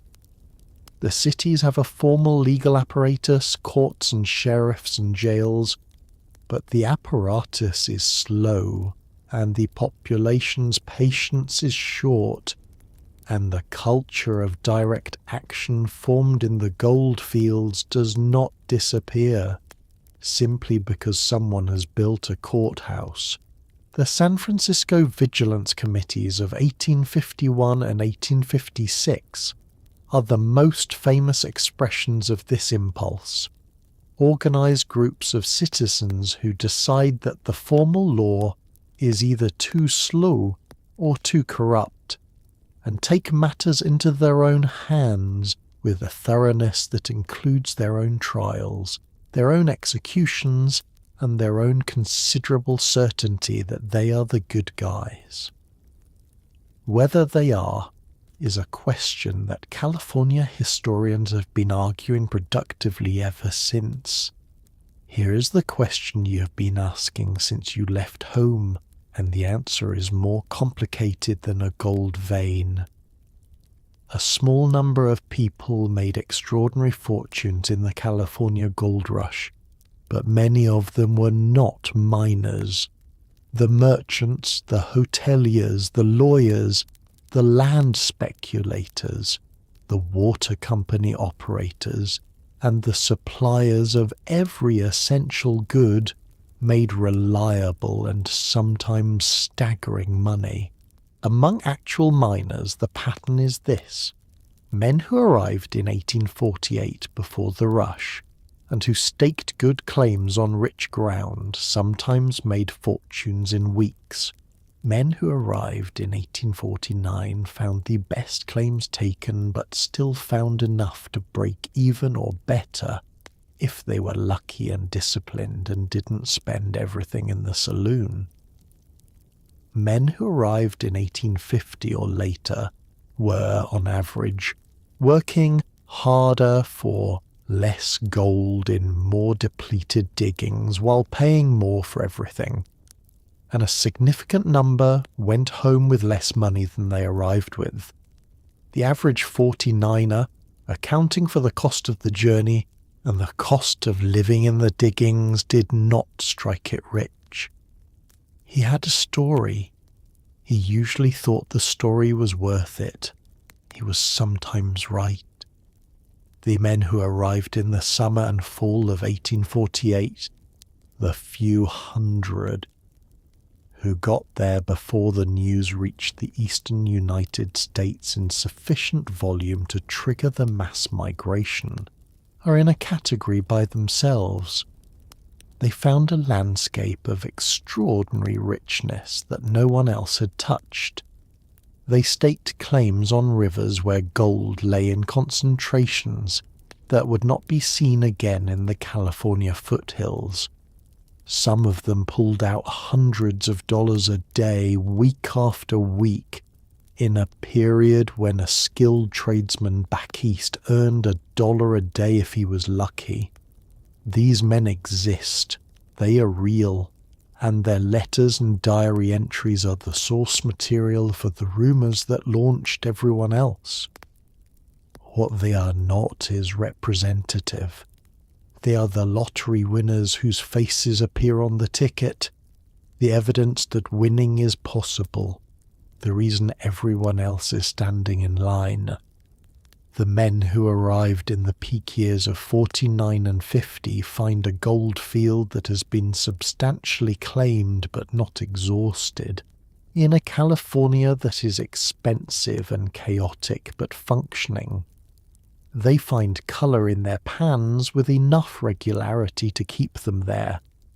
The average daily yield for a miner in 1849 is generally estimated at somewhere between $16 and $20 a day in the most productive areas, which sounds good until you subtract the dollar, a meal food, the dollar a night shelter, the replacement tools, the doctor, the occasional saloon, and the simple passage of time during which you are earning nothing because you are sick or moving camps or waiting out the rain. The net of all this, for most men, is a modest accumulation that covers expenses and produces a small surplus, enough to feel like progress, not enough to feel like fortune. The men who arrived after 1850 are mining a worked-over landscape with diminishing returns, and their experience is qualitatively different from the 49ers they followed. The easy placer deposits are gone. What remains requires either capital to invest in the equipment and water rights needed for larger operations, or patience of a particular grinding kind, reworking old claims with finer methods, following small traces that the earlier rush missed. The yields are lower, the costs are the same, and the romance of the thing, such as it was, has been largely replaced by the feeling of showing up after a party has ended and being handed a broom. What the gold rush produces, in aggregate, is not a population of wealthy men. It produces a population of experienced men, men who have travelled farther than most people of their era, encountered more kinds of people, managed more kinds of difficulty, and developed a relationship with failure and persistence that shapes the rest of their lives. They go into business, many of them. They go into politics, they go into law and medicine and farming and the building trades, and they bring with them a pragmatism and a risk tolerance and a specific impatience with obstacles that is one of the lasting psychological exports of the gold rush. California is built by people who came for gold and stayed for everything else, and the everything else turns out to be the point.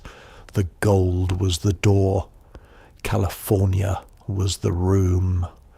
The gold rush does not end cleanly. There is no moment when someone announces that the gold is gone and everyone should go home. Instead, the placer deposits thin out gradually through the early 1850s. The individual miner is replaced by industrial operations requiring capital investment, and the men who have not yet gone home face a choice: find work in the new economy of California or leave. Many leave. They go back east or they scatter into other Western territories following subsequent rushes in Nevada, Colorado, Idaho. But many stay. California in 1855-1860 is already becoming something that nobody planned but everybody built. A young state with an agricultural richness that dwarfs its gold production, a population diverse enough to be genuinely complicated, a legal and economic culture shaped by the chaos of the rush into something rough and improvisational and remarkably durable. The gold itself, over $750 million worth extracted between 1848 and 1855, funds a transformation. Railroads follow, cities grow, the continent is connected. You look around at what California is becoming and you think, this is what all of that was for. Maybe. The transition from gold rush economy to something more stable is not a smooth or painless process, and the men living through it are not always aware that it is happening. From the inside it feels less like a transformation, and more like a series of individual decisions made under pressure. The claim is played out, the company has dissolved, the partner has gone home. You look at what options remain and you make a choice, and the accumulated choices of 100,000 people over 5 or 6 years add up, without anyone intending it, to the founding of a state. History is frequently made this way, not by grand decisions, but by ordinary people running out of alternatives. The Sacramento Valley, which spent the gold rush years as the supply corridor for the mines, reveals itself in the mid-1850s to be one of the most fertile agricultural regions on Earth. The soil is deep and rich. The climate is Mediterranean, dry summers, mild winters, long growing seasons. Men who stayed after the gold ran out start farming. They plant wheat first, because wheat is easy to ship and there is a hungry world eager to buy California grain. Then fruit orchards, then vegetables, then the vineyards that will eventually make California's wine industry one of the most significant in the world. The agricultural output of California by 1860 exceeds the value of its gold production, which is a fact that would have seemed incomprehensible to a man standing in a river with a pan in 1849, and which is completely obvious in retrospect, as most important facts are. San Francisco completes its transformation from tent city to actual city with a speed that is characteristically Californian, which is to say much faster than seems reasonable.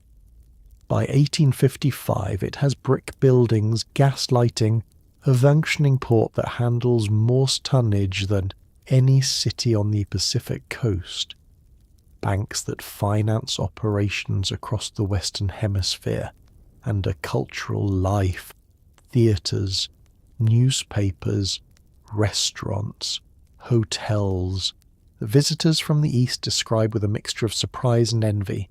The city has burned and rebuilt so many times that its current version is substantially more solid than anything the gold rush produced, and it has developed in the process a civic character that is unique, practical, tolerant of eccentricity, deeply suspicious of pretension, and possessed of an absolute conviction that what happens here matters to the world. This conviction is, in 1855, already justified.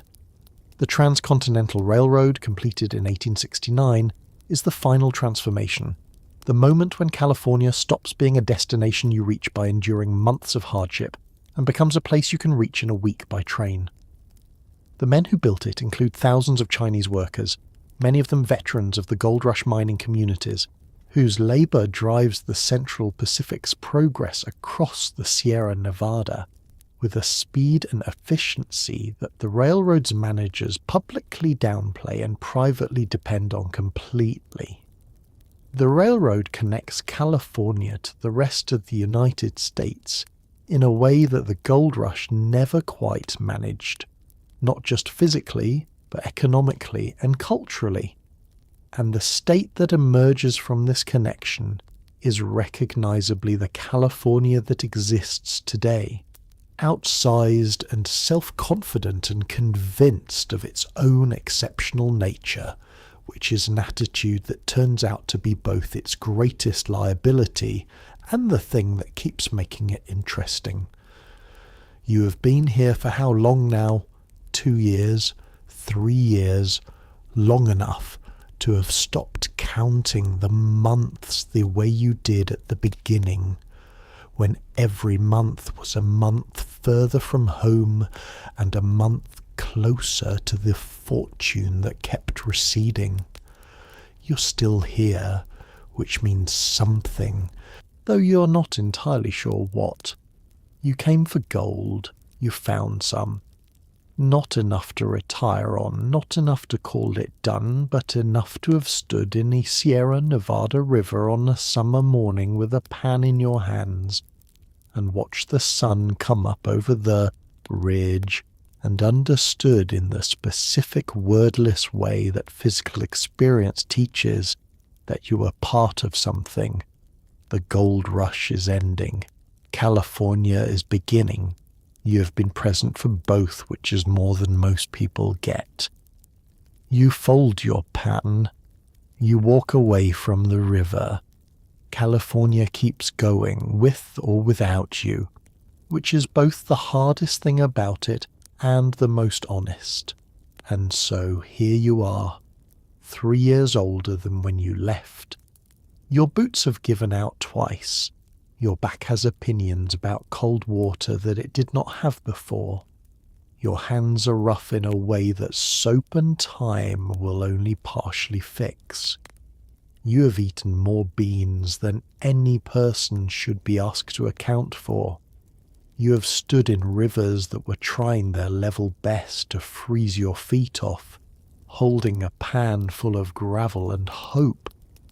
And you have done this 10 hours a day, day after day, in the sun and the rain and the particular grey misery of a Sierra Nevada winter morning when the fire won't start and the coffee is already gone. You did not get rich.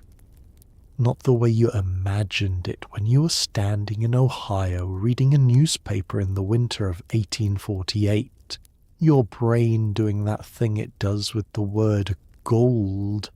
The fortune you pictured, the chest of coins, the triumphant return, the neighbours' faces, that fortune mostly stayed in the newspaper. What you got instead was something harder to carry home and considerably harder to explain. The knowledge that you could do a very difficult thing for a very long time, in conditions that were trying to discourage you without quitting. That is not nothing. In fact, over the years you will come to suspect it is quite a lot. Think for a moment about the people who made this place. The Sonorans who knew the rivers before any 49er arrived and were driven from them anyway, and who kept mining. The Chinese men who crossed an ocean for Gold Mountain and built a country that would spend the next century trying to exclude them, and who stayed and built it anyway. The women who arrived with nothing but practical intelligence and turned it into hotels and businesses and lives of improbable independence. The farmers who looked at the Sacramento Valley after the gold ran out and saw something the miners never could, not what was already in the ground, but what could be grown in it.